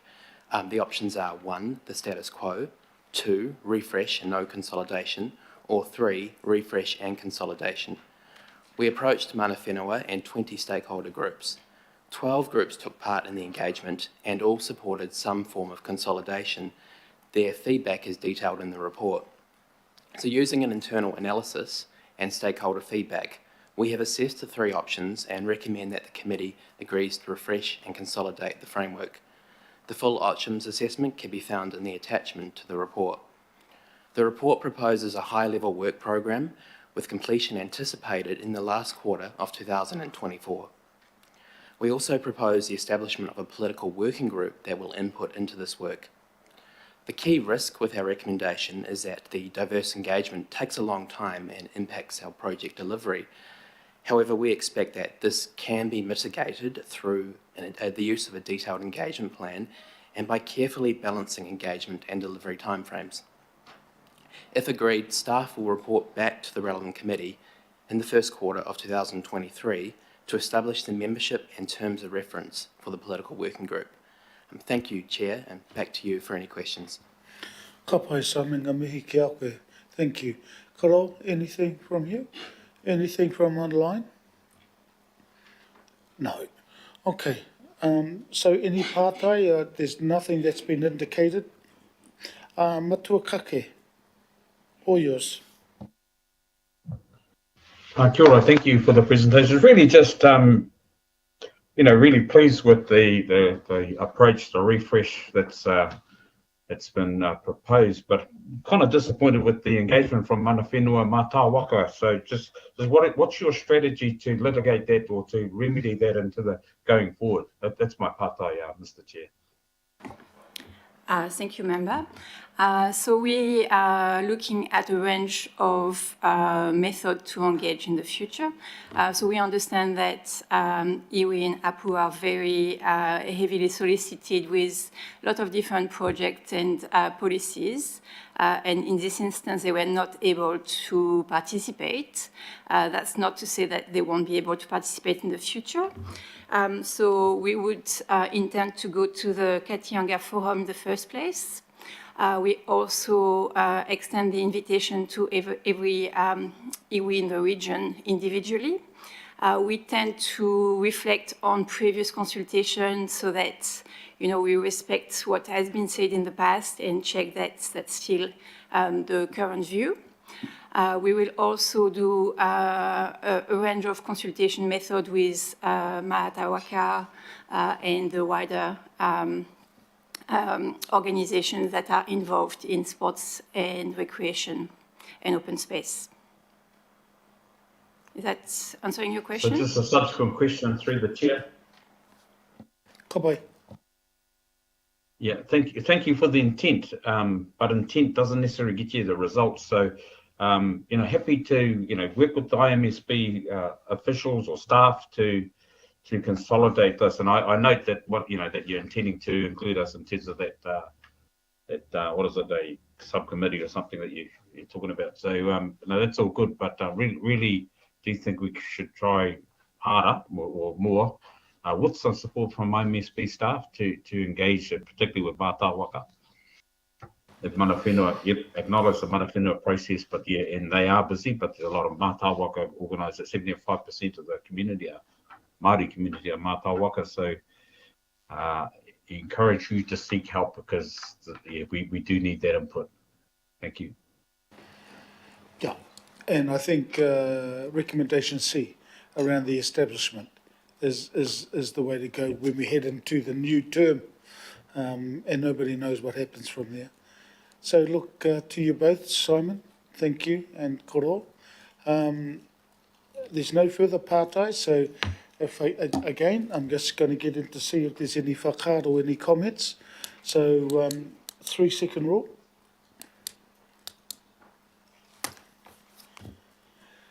Go on. I will put the recommendation. All those in favour? Aye. Aye. Against? Carried. We'll now move into item 12, just a dozen, Community Facilities Network Plan and Revised Action Plan 2022. So we got the GM here as well as Hannah, and I'll leave it to you ladies. I will move this and I'll ask for a seconder. Councillor Coombe. And I'll put it on the table for discussion. Tēnā kōrua, ladies. Kia ora koutou. Thank you for having us this morning. Kia ora councillors and kia ora IMSB members. Ko Justine Haves Tokuingoa. I'm the General Manager of Regional Services and Strategy, and my colleague Hannah Elaine is with me as well this morning. I'd just like to acknowledge Hannah and a number of others from my department and Community and Social Policy who have worked collaboratively on this revised network action plan that we're presenting for your consideration this morning. So we will take the report as read, but we do just have a brief presentation to summarise the report and the revised plan. So in terms of framing, I guess, I wanted to acknowledge that the network plan itself was adopted in 2015 and alongside the network plan is the companion network plan action plan, which identifies prioritised projects and initiatives that deliver on the objectives of the network plan. The action plan itself is reviewed every 3 years, and that's the plan that we're here to present to you today. So in terms of what's new in the revised action plan that you have in front of you, previous actions have been updated in terms of their status to provide a clear picture of the progress that we've made so far and to signal the work that we currently have underway.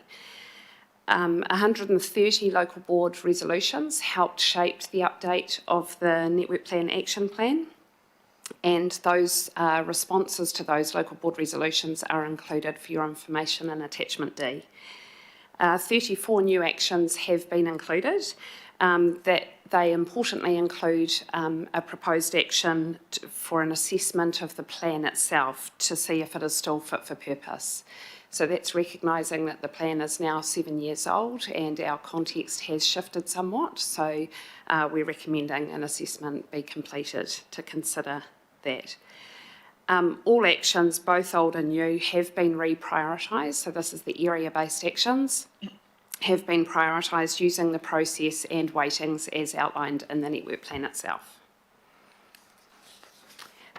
We'd like to acknowledge the impact of the governance framework review on the action plan. So the governance framework review makes no changes to the allocation of decision-making responsibility on this action plan. That is still the responsibility of PACE. And through the governing body considerations of the governance framework review, it was acknowledged that the network plan remains a really, really important guiding document in terms of our community's facilities network. The effect of the decision-making responsibility changes will be seen most clearly through the local board plan development process, which you'll be aware is getting underway in 2023. And what we expect to see in terms of that will be local boards identifying and confirming priorities to investigate for consideration through the long-term plan. So we hope and intend to provide advice to local boards that supports the direction of the network plan and the action plan itself. In terms of subsequent decision-making that may look different, the advice and recommendations given through the local board plan process and subsequently will differ particularly in the areas of potential new local services or facilities being established and making decisions on the roles of assets in delivering services. That includes, really importantly, aspects such as optimisation, renewals and maintenance service levels, and we're all aware of the conditions and the challenges that we face in terms of the portfolio, so we look forward to working with local boards in that regard. I'll now just touch on a couple of examples of completed actions that are summarised in the next few slides. They just provide some good news stories in terms of what we've been able to achieve through the last action plan. So the first example we have touched on with you before, one we're particularly proud of, a new library and community space in the Takanini area. It's a great example of how we were able to navigate clear community and mana whenua aspiration in terms of a community service provision in Takanini. It opened in March 2021 and the community was deeply involved in the design of the new community space, which is bilingual and based on the aspiration for a place underpinned by Te Tikanga Māori. So we're particularly proud of this and it continues to be very successful in that community. In terms of the next example, it's Action 110, which has been completed with the support of the Waitemata Local Board.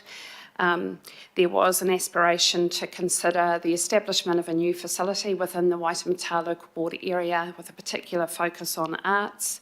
Our investigation showed that there were actually already enough creative spaces available, but what was needed was genuine support for the community and accessing those spaces.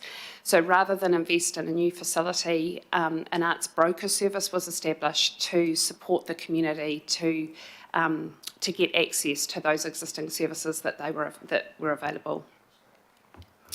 And our last example also happens to be in the Waitemata Local Board area, which is the example of the provision of library facilities in Ponsonby and Grey Lynn. This work was completed in 2019 and confirmed the ongoing need for service provision in this area. Also recognised the significant seismic issues that the Leis Institute building in Ponsonby faces. So given the financial constraints that we're facing, the response to restore the facility included looking for alternative sources of funding, such as community fundraising, philanthropic donations, targeted rates and service property optimisation.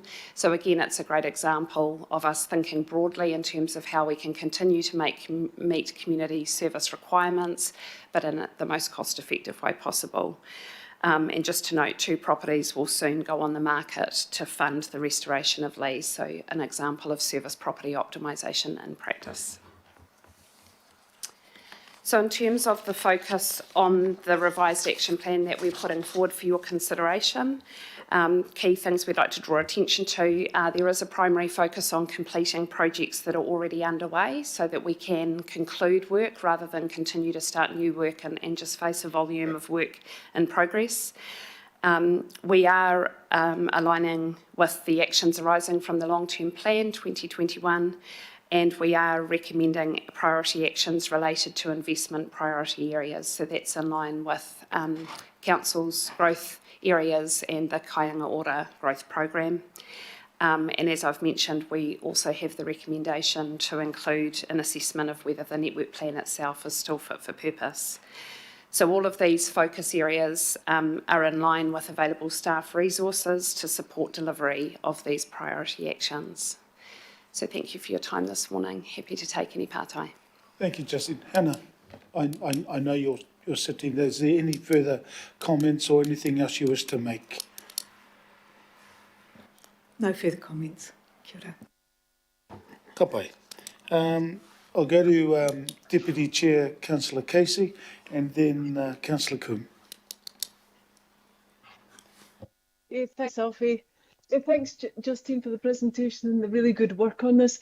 I just wanted to refer to the presentation this morning by Margie Watson, who did a very clear presentation on some issues in the Albert Eden Puki Tap-Up Award, and I just wondered if you would like to respond to those issues that she raised. In particular, it was issues in Owaraka, Sandringham and Point Chevalier.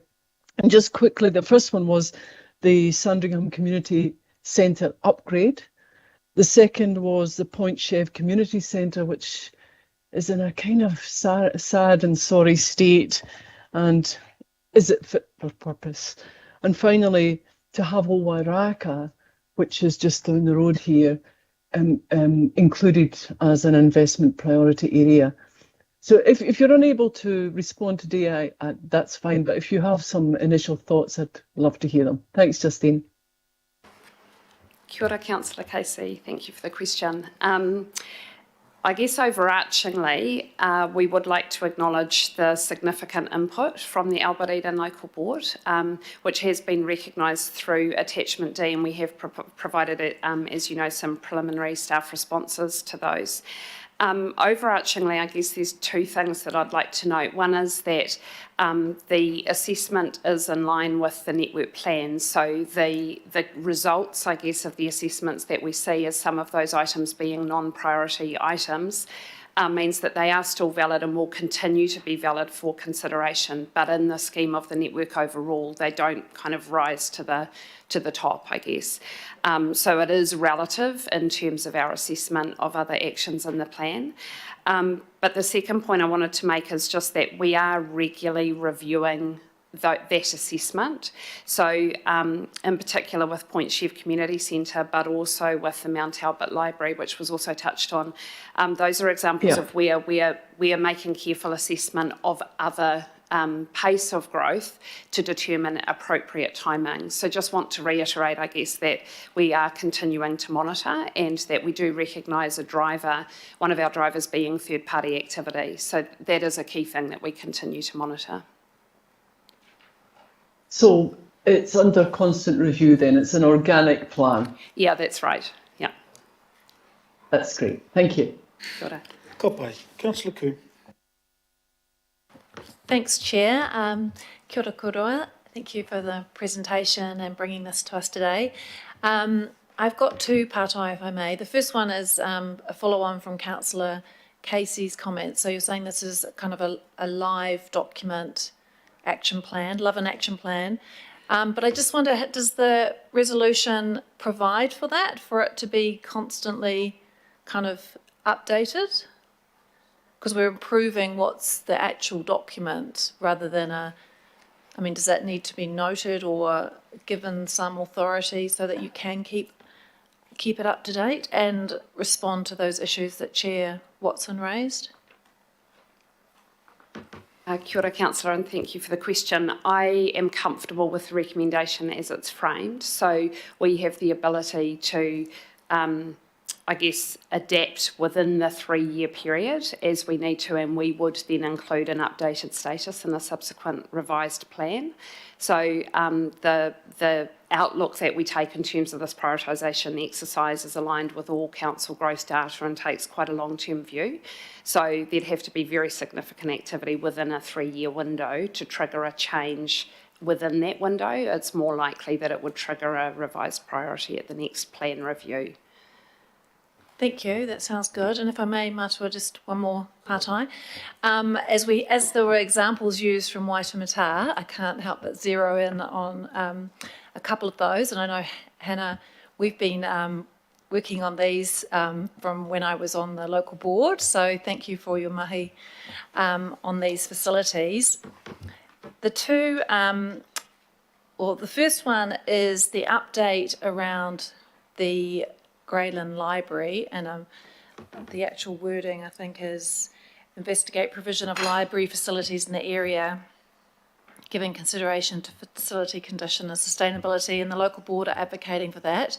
But as soon as this kind of is made public, it's the local community think this is code for selling the Grayland Library Hall and the much-loved current building.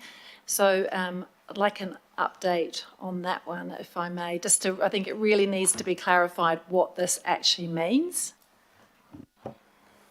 Kia ora. Thank you, Councillor. Firstly, it's the local board's decision, because it's a local board asset, on whether the Grayland Library or any local assets, are used to fund other work. My understanding is that's not on the agenda at the moment. Yeah. What we do know is that the community centre and the library aren't currently fit for purpose. So something needs to happen. That's what the investigation is. Thank you. What could that thing be? So it's an investigation. It's not we're going to end up selling heritage buildings or closing down the library. So that's good. And if I supplementary to that, if I may, the update around the Leis Institute, which of course everybody is very much wants to see this restoration. I understand it's actually kind of moved on a bit more than just saying it's going to happen, and that the scope has kind of expanded, and so of the potential upgrade. So that means that more fundings, it's not actually funded the option that's going to come to the local board in the next couple of months. So I just wonder if that's maybe a little bit of a gloss over what really is happening at the moment. Thank you. So it was just Tuesday, just 2 days ago, myself and Roscoe Webb from Community Facilities presented the concept design options for the seismic remediation, modernisation and heritage preservation of Leis Institute. So at that workshop, the board seemed to receive those drawings very well, and we'll be back with a business report to that local board next month, so that we can then go out to community and ask how they'd like to proceed. with a funded option now that all the different possible strands of funding have been identified? So that's what we'll put to the community. Yeah. We've got two options. One, we can already fund. The second, that is an option that will last us another 100 years. We need just a little bit more money. What do you think? Mihi, thank you. Ka pai. There's three more. Pātai, Matua Kake, Councillor Hills, and then Councillor Fletcher. Kia ora. Kia ora tātou. So first of all, just wanted to say thank you for the reference to Te Pātaka Kōrero Takanini. In terms of the, I was one of the, this is through the chair, this is an example of where the consultation early on they got it right. And, although I didn't get my library over the railway as requested, it's pretty close by in terms of accessibility. So, but I just wanted to, and I'm really pleased that you highlighted in your presentation the Pātaka Kōrero. So it moved from a library or to a pātaka kōrero, which is exactly what it is. As a person that's hired that place, hired one of the facilities there, I can tell you it's an awesome place. It's an awesome venue. So kia ora to the staff, kia ora to the planners, kia ora to the consultants for getting that one right. My pātai though is around, can you outline key actions within the revised action plan that will improve Māori outcomes in Tāmaki Makaurau? You spoiled me with Te Pātaka Kōrero Takanini as a good example, but what can you tell me about the revised action plan in terms of how it will improve Māori outcomes? Kia ora, Member Kake, thank you for the question. I think it's really, really important. Thank you also for the acknowledgement in terms of that mahi. I think we've chosen to, I suppose, speak to that example today because it is a good example of what's possible and of our intention. The plan itself doesn't specifically consider particular areas because I guess it's important to acknowledge that that opportunity exists everywhere.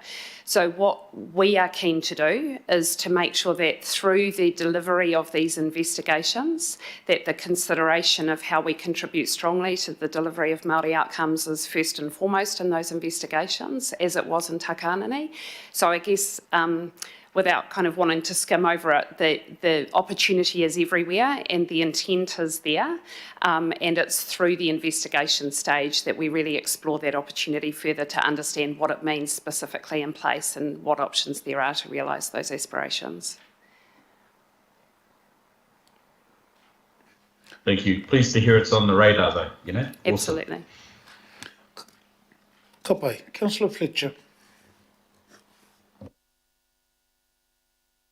Thank you, Mr. Chairman. My question, please may I note that there may be potential conflict on 145, if you record that, but my question relates specifically to Puki Tapapa. Councillor Casey has asked those questions on Albert Eden, but if the officers could just outline, with regards to Cameron Pool, it is a priority in terms of growth in the area and the wider body of work that's going to take place with regard the work with Housing New Zealand and so forth. But could you give me a little more insight with the Cameron Pool as to whether there is further consideration as to fundraising? I know it's part of the wider body of work looking at needs assessment of pool and recreational services region-wide, but I just want to understand what the priority there actually means.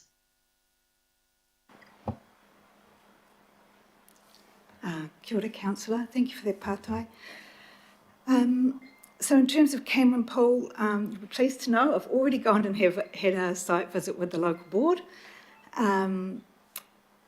So the first step is for Community and Social Policy would carry out the action looking at the growth areas, of which that is one. Once they've finished that work, then my team have already got on their work program to investigate the need of community facilities in that area. So we're not up to the funding question just yet.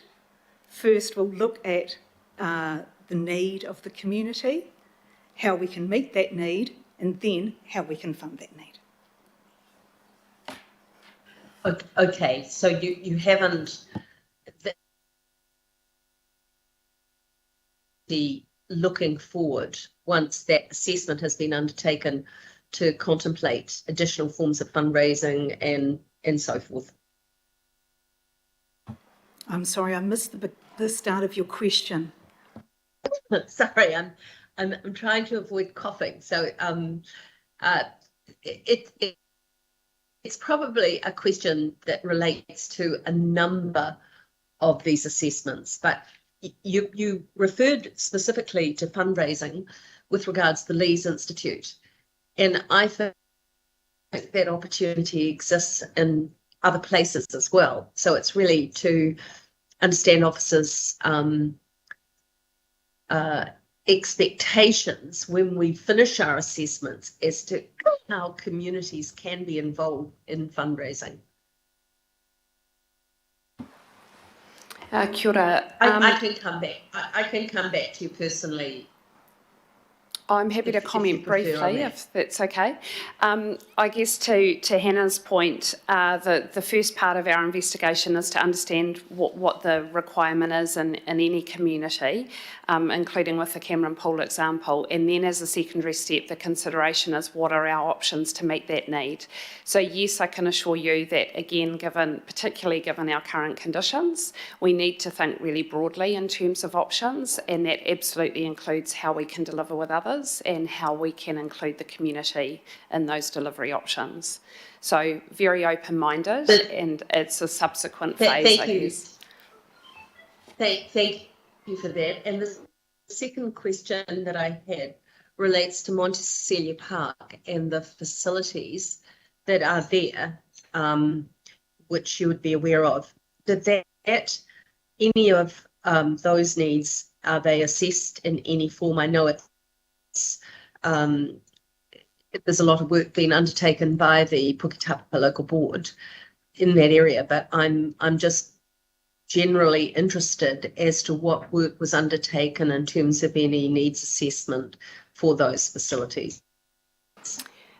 So that's an example of a facility, I guess, which is in play and is managed more through operating arrangements and renewals. So there's not a trigger for a specific action in the plan at this stage, either because of growth or because of the existing condition of the building. So we're managing, I guess, that relationship and the facility itself more from a kind of BAU mode, I guess, than identified through this plan. Thank you.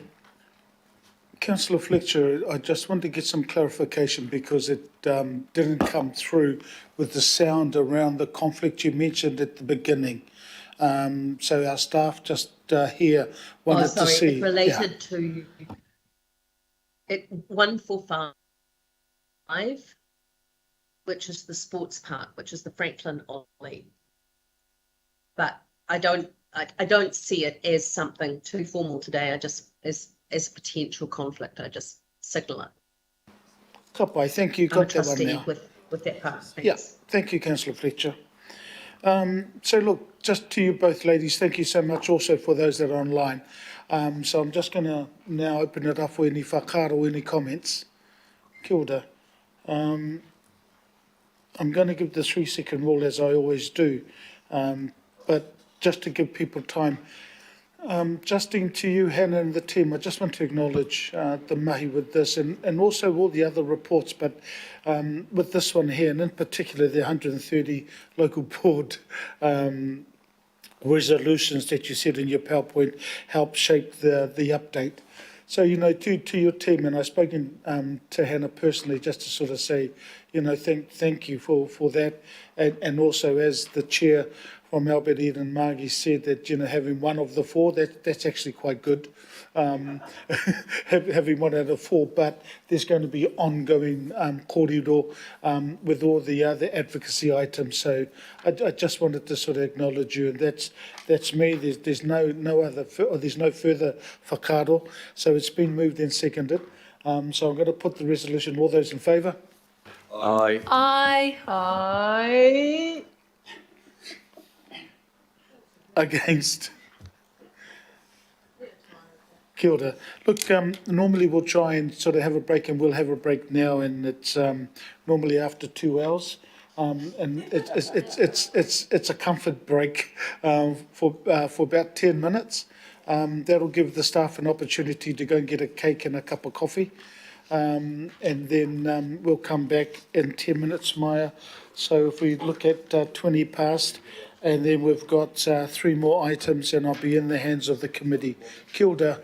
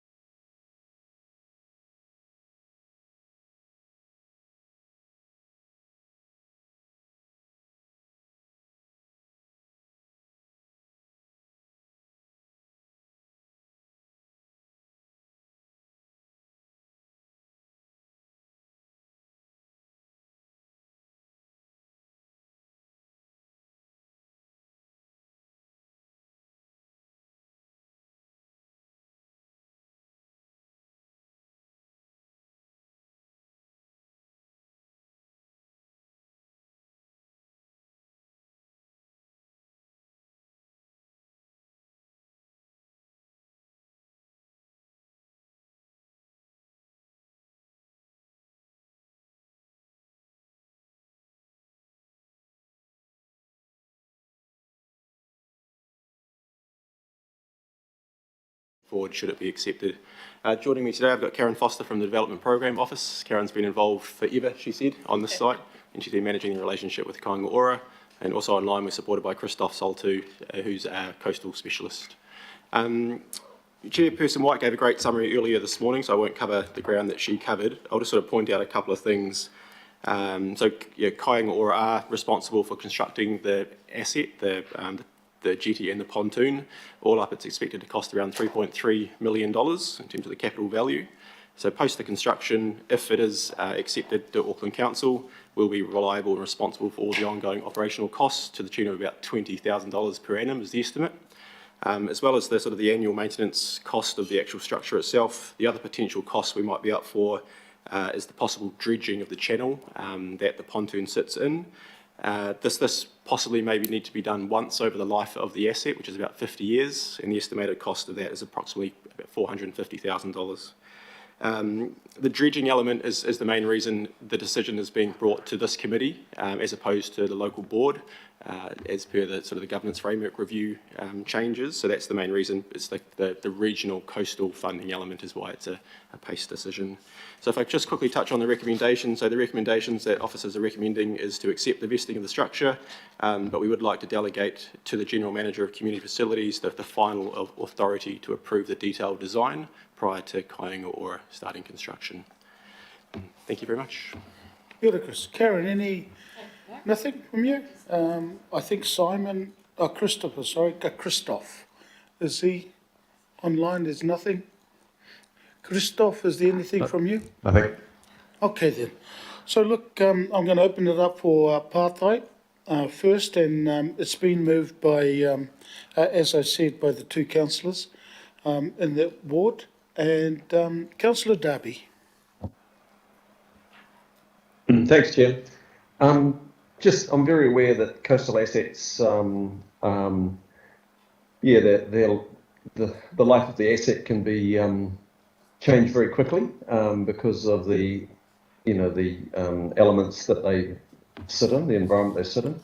Are we confident that the design is such, and the construction, is that all worthy of taking over? Do we at some stage give it an asset assessment to make sure that what we're intended to take over is worthy of taking over? Is that question.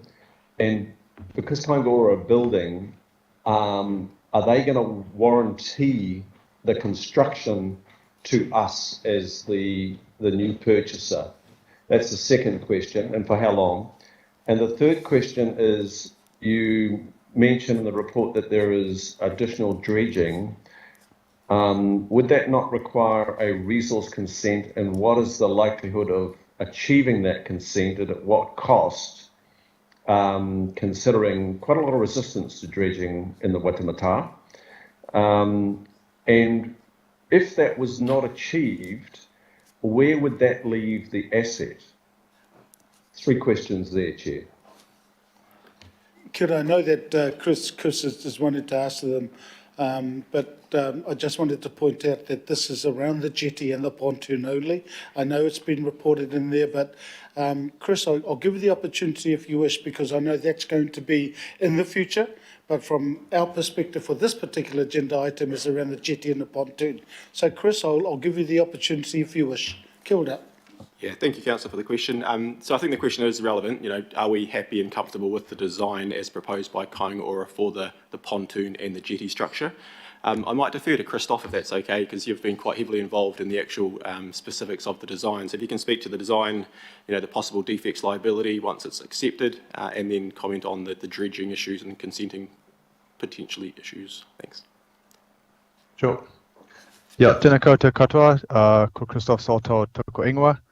I'm the Principal Coastal Engineer at Auckland Council in Infrastructure Environmental Services, and my role is to provide support to community facilities and other council departments with coastal engineering projects. Regarding the question about the durability of sort of jetties and marine infrastructure, the question is correct. It is an ongoing problem. Many of our infrastructure is old, and particularly with timber structures, there's rapid deterioration due to marine borers. We have had a chance to review and comment on the design proposed by Kāinga Ora, and there have already been modifications done to the design. And as Chris pointed out, I think one of the conditions that before it goes to construction, we would like the opportunity to review the design again. So the changes that have been made, in my opinion, certainly would address durability concerns, both for the main structural components, so the timber piling and the timber components of the jetty. Aspects such as concrete pontoons, they typically have a life of 20 years, at which time they would need to be replaced. And that is essentially factored into the long-term operational costs of the structure.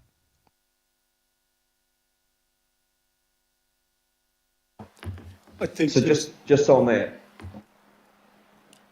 So the construction contract warranty for coastal marine workers, anybody operating in the coastal marine area, normally, if you're a client, you would be wanting to secure a very robust warranty. Is the construction warranty transferable fully to Auckland Council?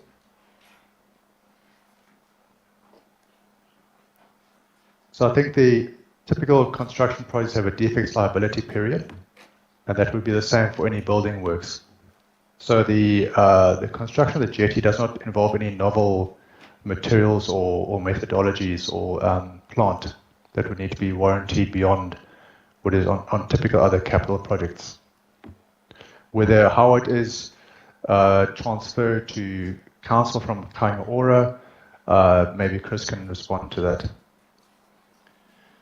That's probably something we'd have to investigate and discuss with Kāinga Ora. I guess the defects liability applies to the construction company constructing the asset. So I guess that would be our recourse. The defects liability period applies to the contractor. But it's a valid point, and one we can certainly pick up with Kāinga Ora as we're going through the detailed design and the accepting of the detailed design of the structure. Okay, thanks for that. And Chair, I take your point, Chair. This is about the assets being transferred, but we don't want to have stranded assets. So just in terms of the dredging, I just want to be sure that we're not going to have stranded assets that rely on the dredging and the dredging can't be secured. What can you tell us about that area? Yep, I can also maybe a few comments to that. The quantity and the timing of dredging is very difficult to estimate from an engineering perspective. It's not a simple matter in terms of calculations to determine how long, what quantity and when it would need to be done again. But we can reasonably assume that there will need to be some dredging done over the 50-year design life of the structure. That's a good sort of risk-averse assumption to make. As is done at all other marinas in that area, there needs to be some maintenance dredging done. So there's a potential risk for council, that both financially and from a consenting perspective. I would just point out that in the information provided by Kāinga Ora, when they construct the jetty and pontoon, they will undertake dredging, so they have the appropriate consents in place to remove a large amount of sediment from the channel. And in their opinion, they don't believe it will need to be dredged, but we're taking a slightly more conservative approach and factoring in at least once in its design life. Ka pai, Councillor Darby. Thanks, Chair. Ka pai. There's two others that are going to have partai, but again, I just want to reiterate, let's get the investing done first. The rest of this is going to happen no matter what happens, and the staff will be involved in any conversations. So around the building, around the dredging, but I just wanted to sort of put that caveat there because I personally, and this is why both Councillors Walker and Watson have moved and seconded, want to get this vested first. Let's do that and then move through. So Matua Kake and then Councillor Walker. Kia ora. Yeah, thank you, Mr. Chair. And my apologies, I took a bit longer than 10 minutes in my break, so I may have missed some of the presentation from the officers. And my apologies, Ray, if that's the case, but I do support the recommendations, in particular recommendation B. And so that I guess my question is around the involvement or the MOU with Kāinga Ora and Te Kawerau Maki input into further design and further opportunity to have that ongoing relationship and input. Do we know, or is there any control over, well, I suppose the General Manager will have that control if we approve recommendation B to ensure that Kawerau Maki will have ongoing design opportunity and relationships through that MOU. Can you give me some assurance that would be considered quite seriously, please? Yeah, so through the chair, so just to clarify, the MOU is currently between the Hobsonville Trust and Te Kawerau Maki, so not so much with Kāinga Ora, but I can absolutely, as part of the detailed design final sign-off, we can certainly engage with Te Kawerau Maki to get their final input. They're very much on board. They've got a really fantastic relationship with the trust, so we can absolutely make that part of our process when we, as per recommendation B, include the additional EB consultation on the final design. Ka pai. Councillor Walker, and then we'll get into whakaaro. Sure. I've got a couple of questions, Alf, but I might as well take them offline because I don't want to hold up proceedings today. Okay, I can just talk to the appropriate staff member if they can email me. Fantastic. Thanks, Alf. Ka pai. So look, to you and Karen, look, thank you so much. For us now, we're going to move into whakaaro, and like I said, that way at least we'll get to the main reason we're here is to get that jetty and pontoon vested. So tēnā korua, and also to you, Christoph, thank you. Any whakaaro? I will leave with Councillor Watson, who is the mover, to close the debate if there's any. There is some sidebar comment here from Councillor Darby, and I'll make sure, Chris and Karen, that you get that, and then you can reply back to Councillor Darby. Kia ora.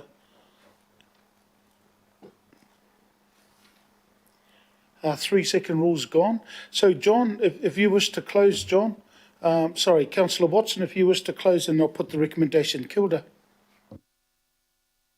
Yeah, thanks, Mr. Chair. No, I think all the points have been covered. You've highlighted the essence of the decision, so I'll leave it at that. Thank you. Kia ora. It's been moved and seconded. All those in favour? Aye. Aye. Against? Aye. I'm sure he wasn't against because he was the seconder. So carried.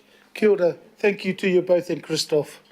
We'll go to, just to the committee, and please let me know and indicate, but we've got 3 items to go. I think we would get those through those fairly quickly, so then we could leave our afternoon to everybody.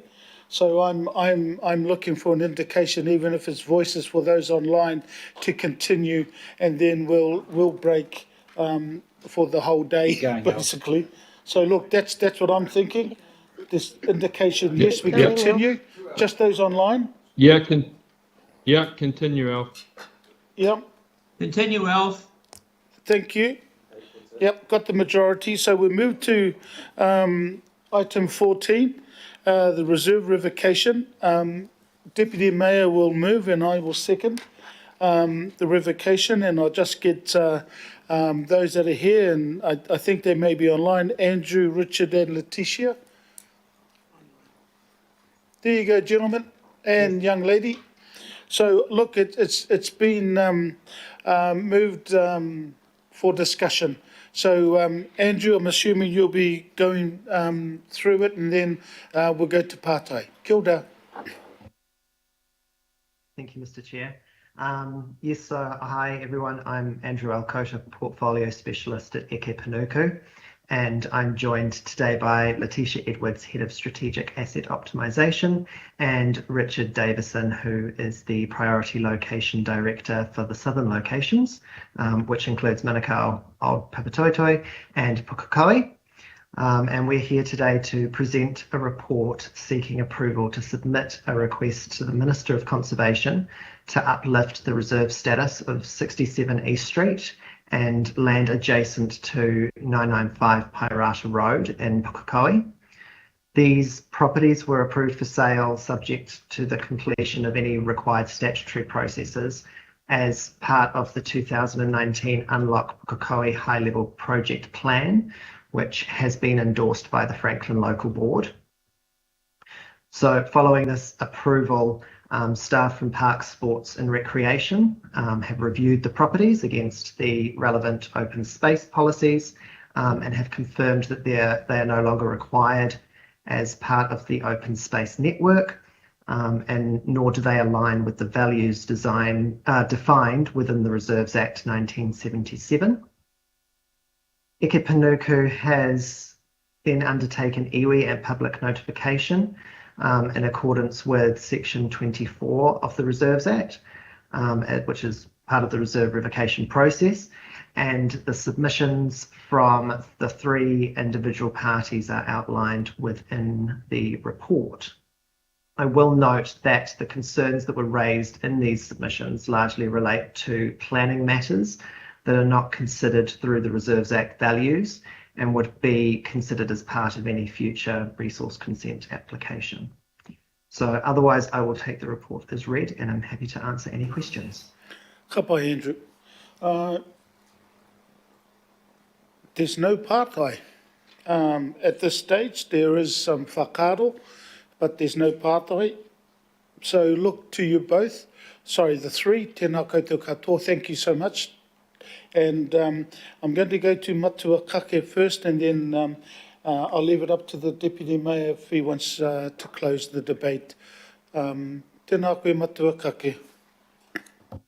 Good everyone. So yeah, no, support it, but I just wanted to know, when I hear officers say, that all relevant mana whenua entities have had no objections, we just need to continue to note Ngāti Pao's continued objection against any revocation matters, right? Just so it's not a all up inclusive. Ngāti Paoa have got a clear message to us that they object against all of them. Ka pai, that was all. Yeah, ngā mihi. Deputy Mayor Cashmore to close. Just supporting on the recommendations, Mr Chair, noting that the Franklin Local Board endorsed this process and the revocation of these sites. Thank you. Ka pai. It's been moved and seconded. All those in favour? Aye. Aye. Aye. Against? Carried. Item 15, Reserve Revocation Recommendation, West, South and North Auckland. So, look, gentlemen, welcome. Carl, and also if there's any others, everybody Andrew on here, just to introduce everybody online and yourselves, that'll be great. I will be moving this recommendation, and Councillor Casey, if you're okay to second. Yeah, I'm okay to second, Duffy. Ka pai. So, Carl, who's going to start first and just introduce the team online as well? Kia ora.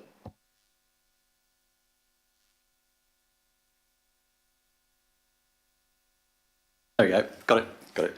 Sorry. I don't go well with technology.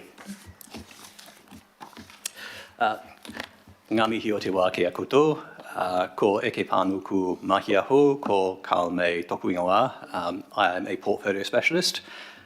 With me is my colleague Anthony Lewis, who is Senior Advisor Portfolio Review at Eke Panuku, and coming at you from the ether is Letitia Edwards, who is the Head of Strategic Asset Optimisation at Eke Panuku. Purpose of this report, threefold. Firstly, to seek approval to submit a request to the Minister of Conservation to uplift the reserve status of 3 sites that are no longer required by Council for reserve purposes. That's Brandon Road in Glen Eden, 67A Glengarry Road in Glen Eden, and part of 24R Linwood Avenue, Forest Hill. Secondly, to note that staff recommend that the committee accept the recommendation of the independent commissioners not to proceed with the reserve revocation of the following sites. That's 13 Davern Lane in New Lynn, 11R Birmingham Road in Utara, and 8 Magnolia Drive in Waiuku. And thirdly, to recommend that a resolution on Trojan Crescent be deferred until the next term. This is because conversations are ongoing with Kāinga Ora, and we will report back to the committee at a later date. A bit of background, I'll try and be quick because I will take it that the report has been read. These properties form part of the emergency budget that were approved for disposal on the 16th of July 2020. These sites had been identified by council staff prior to the emergency budget as no longer required for reserve purposes. This was on the basis that properties did not meet the criteria set out in council's open space policies. Following the resolution, Eke Panuku, on behalf of council, has undertaken iwi and public notification under Section 24 of the Reserves Act 1977 for these reserves.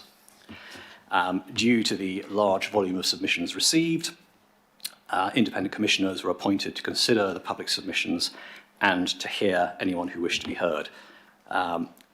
There were 3 hearings. The properties here in this report were heard in February 2022. All submitters were invited to present their submissions at the hearings, and the relevant local boards were also invited to present their views. So the Commissioner's recommendations, briefly, Brandon Road, Glen Eden, the Commissioners supported the reserve revocation, subject to conditions, this being that the site provides an existing public walkway, and it would be appropriate to protect this access, possibly via an easement, if it were to be sold by council. 67A Glengarry Road, Glen Eden, Commissioners support this reserve revocation, and 24R Linwood Avenue. The Commissioners also support this on the grounds that the access strip does not appear to be used very widely, and there is a wide formed entrance just 3 doors up. Moving to the properties that they do not support, 13 Davern Lane, they do not support this one as it's valued at the heart of the local community. 11R Birmingham Road, Utara, they do not support this one on the grounds that it provides an important convenient area of recreation space for workers and the local childcare and the local church. 8 Magnolia Drive in Waiuku, they do not support this one. There's no supporting arborist report for the notable tree. And as the tree is located at the rear of the site, public access would be almost certainly lost. And finally, with Trojan Crescent, which we are recommending to defer, Kāinga Ora, the adjoining landowner, is planning to undertake a wholesale redevelopment of that site. Their redevelopments include open space.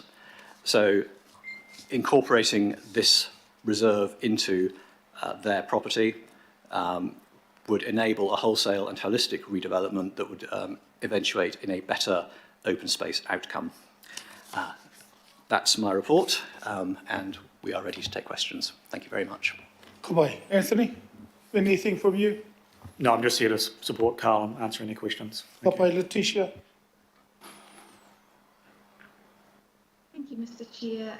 The only thing that I would add is we will work with Kāinga Ora to get a better understanding of what their plans are for the site, noting, of course, that it will include improved open space outcomes, but what we're hoping is something that can show some visuals of that before we report it back.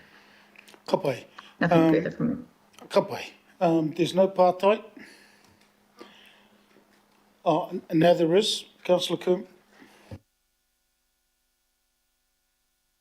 Thanks, Chair. Kia ora koroa.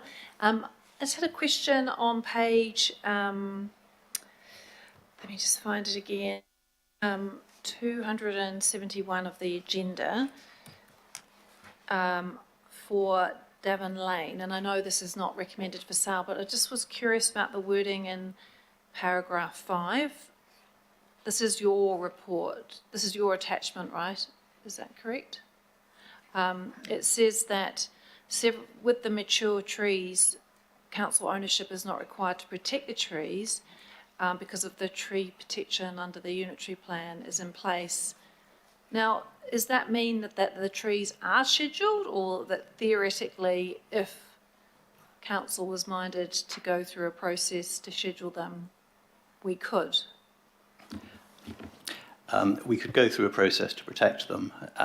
There are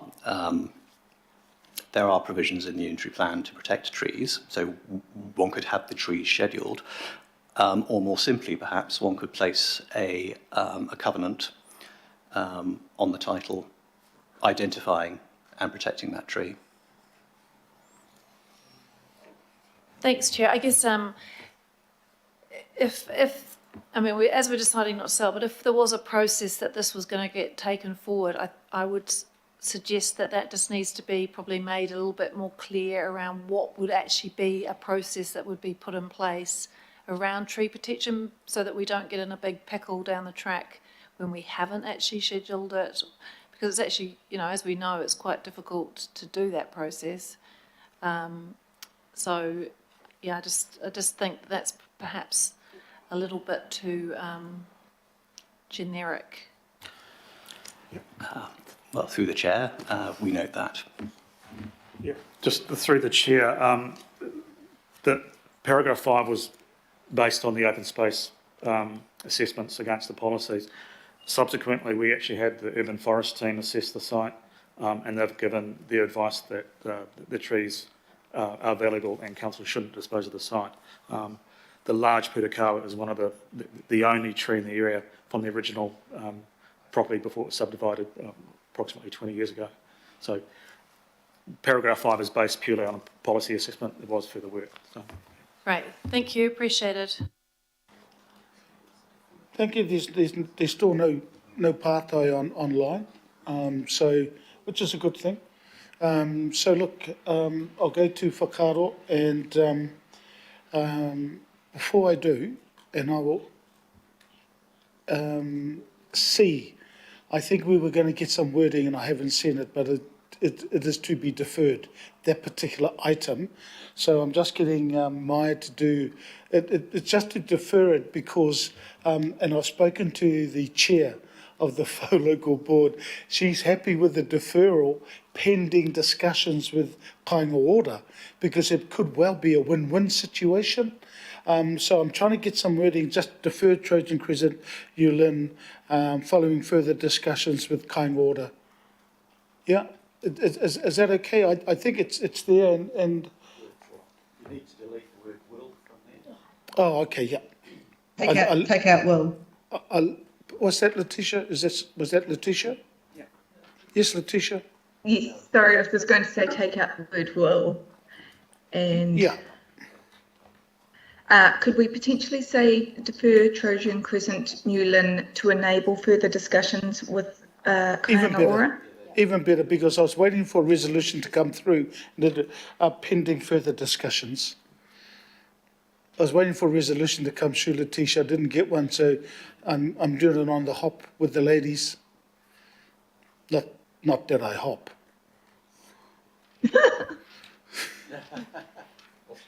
No, this is not a hopping body. Deferred decision and pending further discussion with Kāinga Ora. Kapai, everybody, with that one? Okay, it's been moved and seconded. All those in favour? Aye. Aye. Against? Aye. Against? Carried.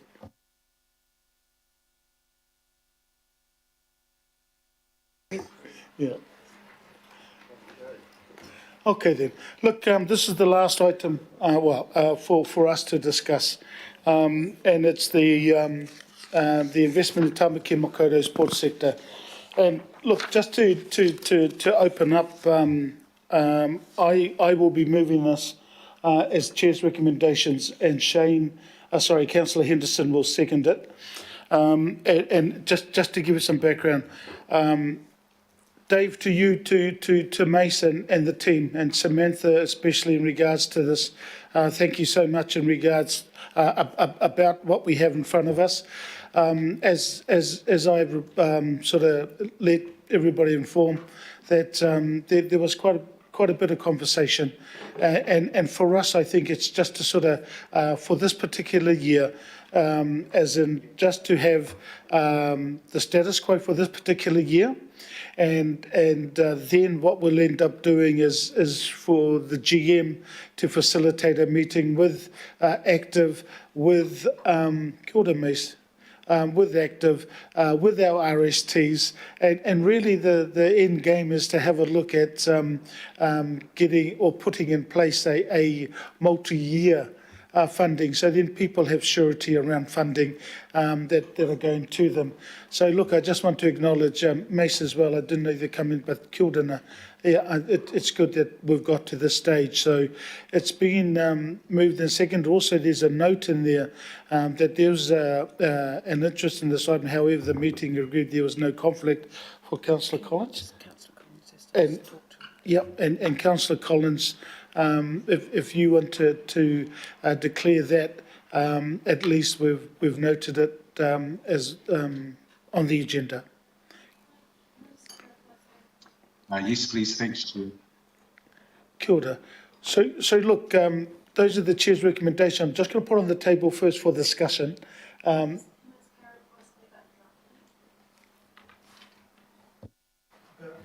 Sorry, Chair, can I just ask about the drafting in A, which was also in the recommendation of that full stop in the A, that if I'm seeing it correctly, an offending full stop just needs to be connected with a word, because is it subject to or following, or because to break it into it with a full stop is a separate resolution? Just being a little bit drafting picky, but Yeah. that would just clarify exactly what that's intended to mean.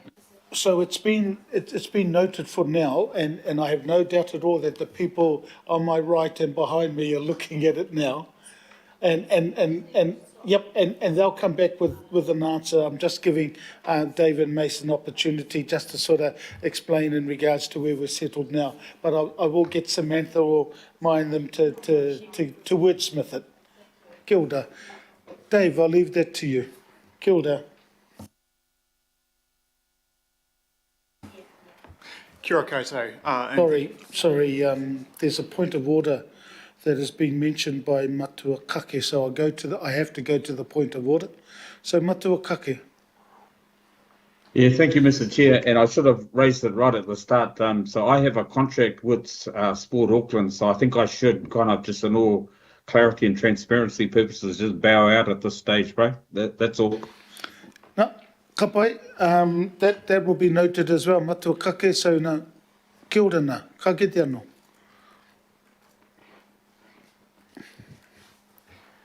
Thank you, Mr. Chairman. Ka pai. I wonder, presentation, thank you. Fantastic. So we're talking about the investment into Tamaki Makaurau's sports sector today, in particular our investment into Active and the Regional Sports Trust Network. But I thought just as we went into that, I'd provide a little bit of background about Auckland Council's, overall investment story into the sport and recreation sector. We invest in a number of different ways in which this is part of that overall story. So we invest through various funds that we have, including the Facility Investment Fund, which supports the sector to develop new facilities in partnership with Council, operating fund into sport and recreation facilities, programming fund to be able to enable sport and recreation organisations to deliver activities to their local communities, alongside obviously the really significant portfolio of assets and facilities that Auckland Council provides to the sector. So it's a big investment area that we have. This particular investment that we're talking about today is $552,000 that's budgeted through the long-term plan, and really plays into our delivery of the Auckland Sport and Recreation Strategic Action Plan section around sector development. So this is how we support, I guess, high-functioning sport and recreation organisations across the rohi, and making sure that we're supporting, I guess, the best possible outcomes being delivered by organisations to be able to enable participation further down the chain.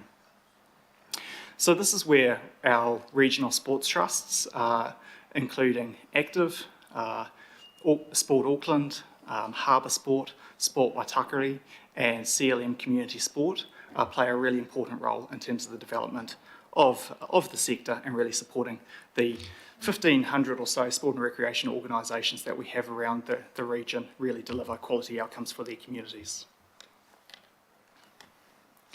So there's three options that I provided through the paper, noting the Chair's recommendation that's come through.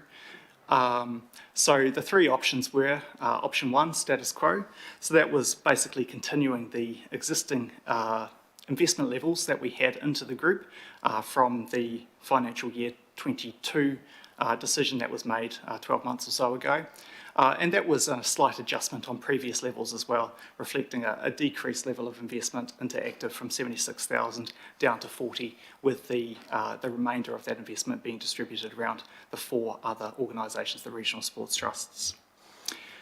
Option two was around looking at a recalibrated investment into the group to be able to best enable delivery on regional strategy.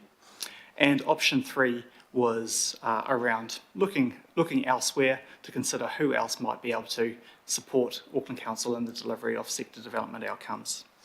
This was taken to a workshop of PACE Committee in June of this year for us to have a look at that and a discussion around it, and we received advice around option two being something that you would like further exploration around. So this folded into my recommendation for this this investment stream for financial year 23, so from now through to June 2023, noting again the Chair's recommendation, but essentially it was around that reallocation of the $552,000 with a base level of investment into all five organisations of $100,000 in order to support human resource fundamentally, so in order to support staff within those organisations to work with their sector partners in order to develop sector development opportunities and outcomes within their area, and for Active across the entire region with regional sports organisations in particular. The final element of that recommendation was around a $52,000 fund that was available for that group and the collective to be able to draw down upon for any costs involved in the delivery of those work streams, whether that be the development of resources, being able to help fund speakers to come in and talk to sports organisations, so I guess experts within different functional areas, and also being able to put on costs around forums and whatnot. So that was available to the entire group of five to be able to draw down upon, with the intent that the five people that we were funding through this would work together as a collective to be able to, I guess, leverage strengths and opportunities to work across the entire region. So the drivers behind the recommendation were based on a couple of key areas. The first of all was accountability, so really showing a line of sight between the investment that Auckland Council was putting into the group, how the funds were to be expended, and making sure that they were clearly targeted towards those sector development areas, the building of capability within sport and recreation organisations. And the second part of it was around regional impact. So obviously this was funding a group of five staff spread across the five organisations. So an intent for them to be able to work together collaboratively on the development of good practice and tools, approaches to be able to build sector capability, obviously with the customisation and delivery appropriate for the local communities that those organisations are working within, but really trying to build an overall sector approach across Tamaki Makaurau. And also in terms of the higher level of investment back into Active, again, so they could also employ someone in the space and be working into those regional sports organisations that then work down into the clubs and local organisations as well. So I guess an approach that touched on all levels of the sport and recreation sector in Auckland. So I had done some analysis around the options, so a nice colourful little chart there, just to show, I guess, where I thought the strengths and weaknesses were. And again, noting the Chair's resolution is slightly different to the proposal there, but you can see that in the paper. So that was my brief presentation. I'm happy to take part. At the moment, just Councillor Dalton. Kia ora, Councillor Dalton. Kia ora. Could I please see the Chair's recs again? Councillor Dalton, do you want me to explain what the Chair's recs are? Well, actually, actually specifically, I have a couple of questions for Dave. One is just clarify for me again. I can see it's off the table, but the $100,000 for regional sector development, can you just expand on that a bit? Thank you for the question, Councillor Dalton. Yes, I can talk about that. So again, that was intended to, like with the 4 other organisations, be able to support a human resource within Active to be able to do that work. In terms of the organisations that they would work with on that, would be the organisations that have a sort of broader mandate across the entirety of the region. So there's a number of codes that have regional sports organisations that reach across the entirety of Tamaki Makaurau, rather than, say, some of the regional sports organisations are, say, devoted to North Harbour or Counties Manukau. So the ones that reach across the boundaries of the other regional sports organisations. Part of what we would be looking for from them as well is to tap into other knowledge bases around what good practice looks like, the development of tools to be deployed regionally, and certainly working across the entirety of the region alongside their colleagues from those other 4 organisations. Thank you. My second question was the last point on your slide, that resource within, I think you said the RSTs, that would be helping to build capacity and capability for organisations. My understanding is that is what the RSTs do now, is do that capacity building piece of work. Is this a new role, or would this have been a new role? Yeah, kia ora, Councillor Dalton. So yes, broadly, this is a key function of what regional sports trusts do. What this is I guess, an investment into the elements of sector development that aren't funded through other sources at the moment. So Sport New Zealand, for example, their investment is targeted into different sort of functional areas within that sector development, the capability area. For example, they work in areas like spaces and places, so the knowledge and intelligence around how new facilities should be developed, or insights and data, making sure that organisations have the skills to be able to support their community groups around those particular areas. This is about, I guess, things like governance, things like good practice around appointment of staff. We invested into things like diversity and inclusion in the last financial year, so training around how to keep, child safeguarding, making sure that organisations had appropriate policies in place for, I guess, protection of all participants, regardless of their background. So there's, I guess, a sweet spot within the investment portfolio that comes through into these organisations that this was honing in on. Thank you. Thanks, Dave. Councillor Henderson. Thank you. Just a quick question from me. How do we know the extent of the partners' collaboration? Do we have any visibility on the collective action that different RSTs are doing with each other? Thank you, Councillor Henderson. So we have a variety of different ways of seeing the level of collaboration that is happening between the organisations. The mechanisms that has been occurring through has sort of been changing a little bit over time, and certainly there's an increased role for collaboration, especially around this particular investment stream. So that was part of the recommendation of investment into each of those organisations, to have a person there you'll note through the paper that there's an intent that they would be working together on the overall program of sector development and capability build that they would be doing. So a strong intent for them to work together, and that combined $52,000 fund for them to draw down upon.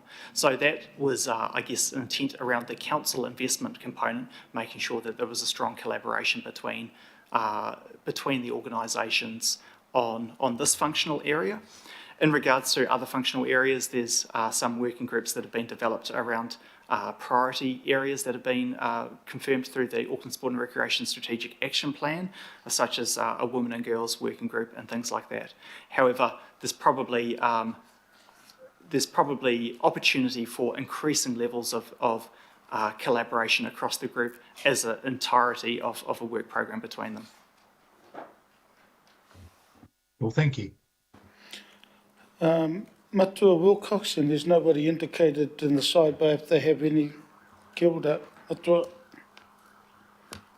If we can go back to paragraph 11, I think it is on your kaupapa there. The paragraph 11.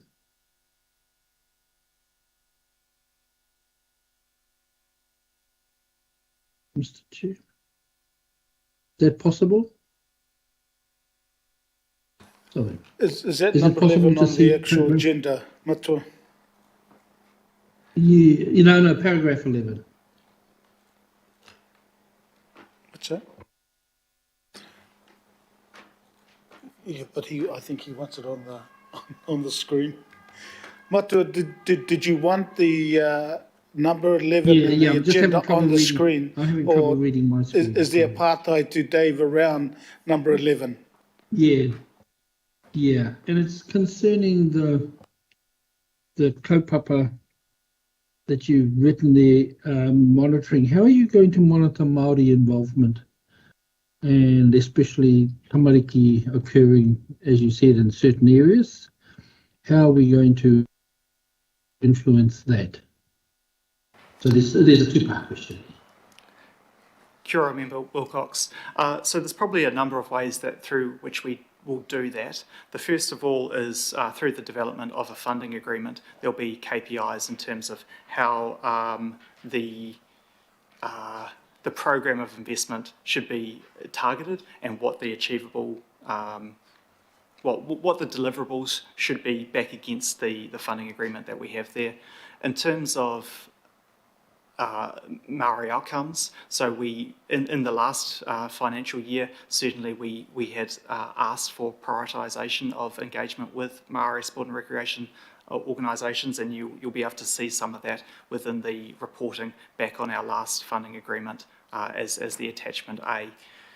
In terms of how we will do that, there's probably a couple of ways, noting again that the slight difference with the Chair's recommendation, but with the $52,000 fund that was be drawn down upon, we would be able to, I guess, monitor the different activities that would be going to, and certainly within Active with their Haronga Patama team, a strong engagement that they could have within the Māori sport and recreation community to make sure that the funding was being directed to areas of greatest need.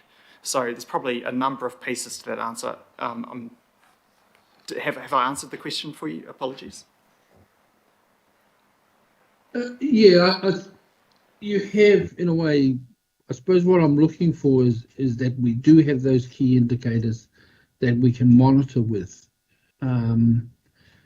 because engagement is one thing, but actually I want to see kids out there, and I think that's my concern, is that we have engagement but we don't actually put any meat on the bone.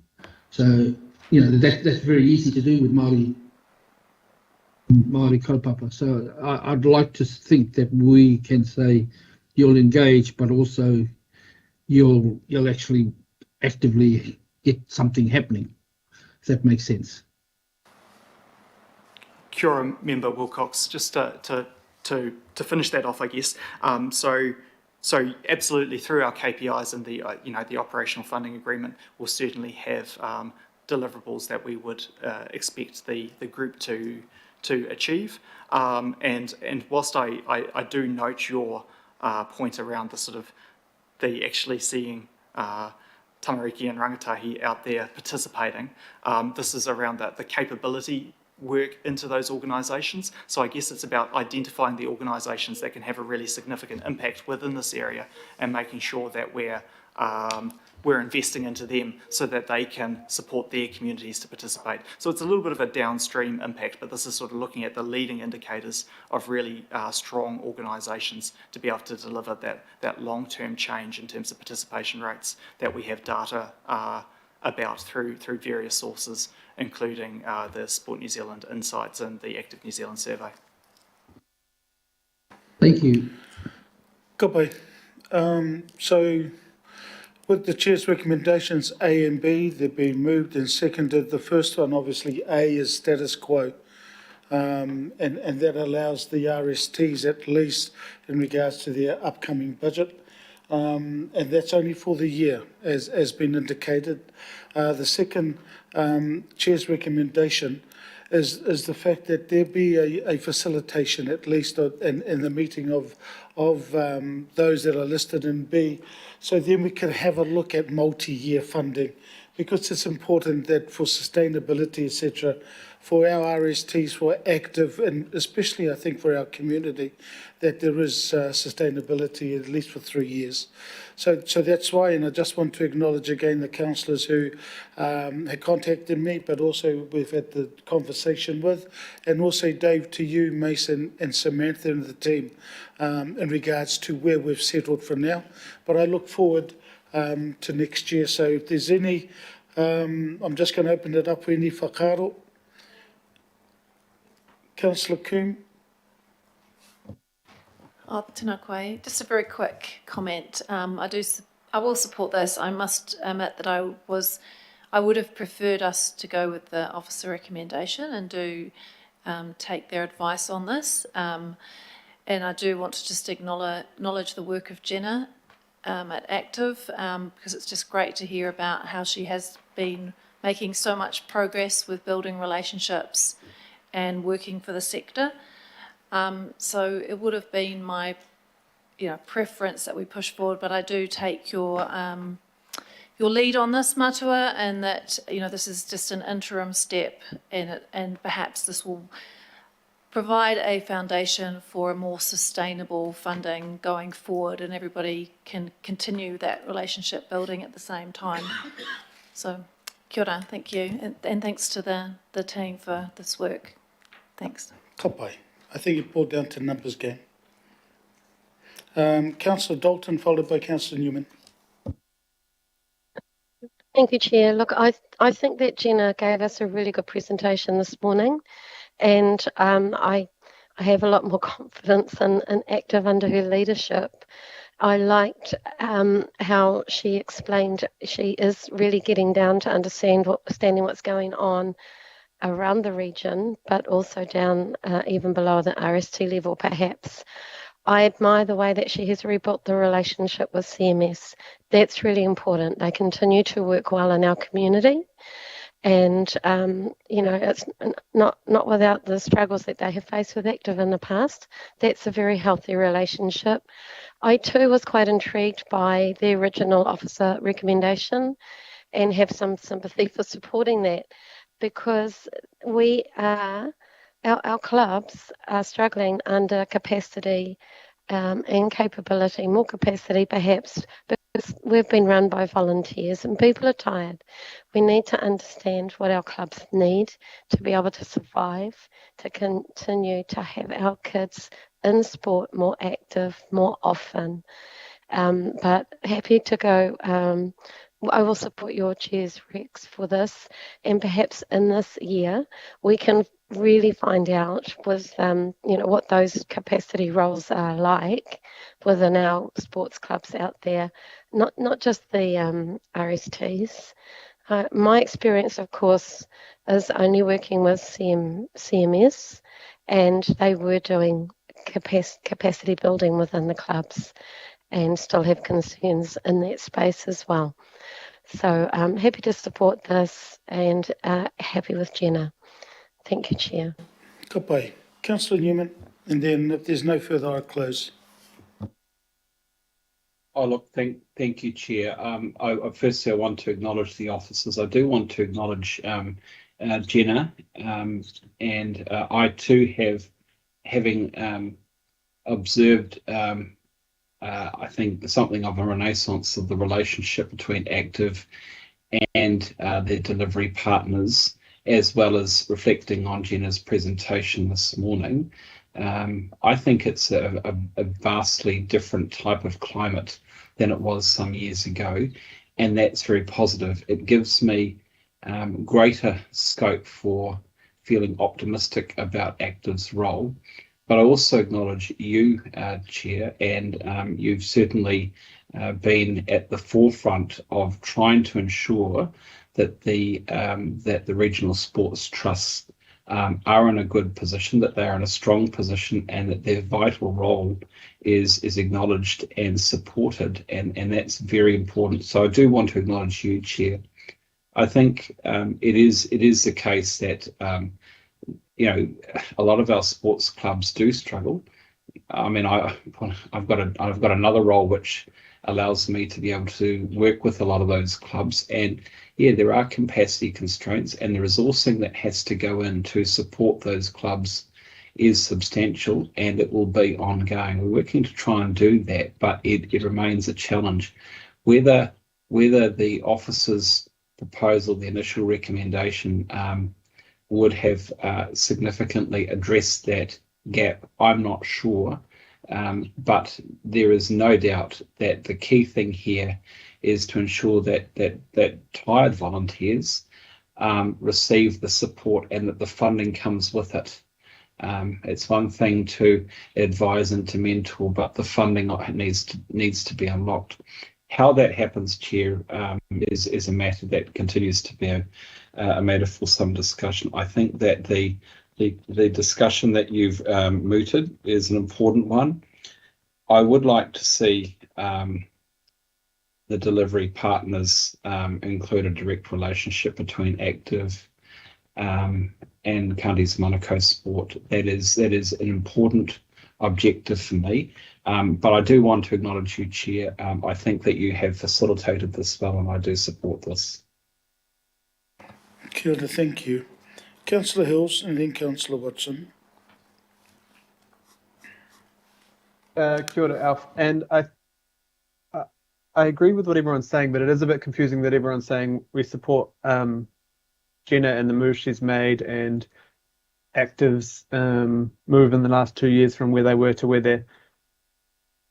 they are now, but then keeping the status quo. It does sound a bit confusing that we kind of agree with the officer's recommendations, but then the recommendations we disagree with. So I just, for if we truly want the regional approach and the regional work happening from Active and support from Jenna and the team, I think going forward we need to be clearer about what that looks like, and if that's increasing this fund overall to ensure the RSTs across the city have equitable funding, but also Active has the mandate and the funding to do the regional work, that would make more sense, because I think we're sending some confusing signals, that's all, on this. So it's good that there's support there for Active, but I think the problems in the past seem to have been resolved, but we're kind of treating it like it hasn't necessarily been resolved. So I just think we need to ensure, or the next council needs to ensure that it's very clear, because I think it's a bit of a confusing message. So it sounds like this is well supported across the council table, but I think in hindsight, potentially looking at a request to increase the overall funding so everything we're asking everyone to do can fit within the budget. So thank you. Kia ora, Councillor Watson. Yeah, just very quickly, Mr. Chair, I'd just like to echo the sentiments of Councillor Newman in respect of your leadership and direction here. I agree absolutely with them, and I think that's that's a sensible and productive way to go forward in terms of some of the other issues that remain unresolved. So that's great to see. Thank you for that. I'd also just like to acknowledge the regional sports trusts, and you know, I speak from the experience of Harbour Sport for the huge amount of work that they do on the ground, and you know, and often quite difficult circumstances. You know, they deliver the programs. They're the ones, the foot soldiers out there interacting with our community. They've got some excellent personnel leading those organisations and their staff. So you know, my starting point is always backing them to the hilt. You know, and especially in a time where we have a real challenge with getting people more physically active. So thank you, Mr. Chair. I think a very sensible way forward today awaits in these resolutions. Thank you. Kia ora, thank you. There's no further whakaaro, so I'm just going to close the debate. Look, the reason this has happened, because I will always, as chair, I will always support the officers in regards to any of the recommendation, as I said in 2019, with the staff, it's based on evidence. And in this particular case, even though the evidence is there, what's happened is that with the calls that I have received since the agenda was printed, and as the chair, the numbers weren't there in regards to the 100,000, several factors.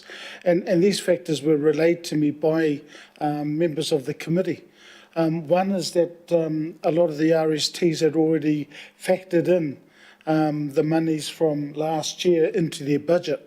And then why all of a sudden we end up seeing that there's 100,000 going to active. I've got no issues in regards to the work that Jenna and Active are doing. Why is because when we did that, when we made that decision around that $40,000 that Jenna got through Active around it, it was just up to Jenna, but just to give the evidence in regards to the previous amount, which was 76,000. And from some of the RSTs and councillors, when that was happening, there was no transparency. We do have transparency around the 40,000, but at the moment, if it's not going to go through, and that's the indication I got, I'm not going to put our staff by putting recommendation up that I know will not end up going through, and to find a compromise. That's the role of the chair and the deputy chairs, to find a compromise. And we found this compromise. Why? Because for a year, this will end up happening. It's sustainable for our RSTs and Active at this stage, and that kōrero, the conversation that they're going to have in regards to B, is going to set hopefully a positive platform where we end up getting multi-funding. Yeah, I mean, that's even better. And Dave, you said that in the report, around 3 years.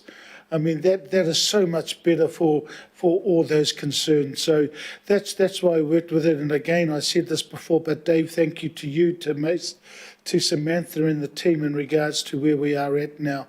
So I'm going to put the recommendation. All those in favour? Aye.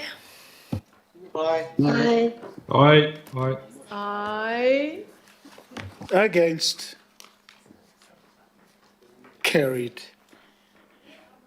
Thank you all. Look, thank you, everybody. Thanks, my mate at the back. Thank you for the live stream. Thank you, team. There's still quite a bit of cake left, so let's get a cup of coffee and a cup of tea and just eat all the cake. Thank you, team. Thank you, committee. So, and especially Kalinda, this may be your last committee. If it is, if you could put in and let Waka Kotahi coming back, that would be great. And Maya, as always, thank you. Kia ora na.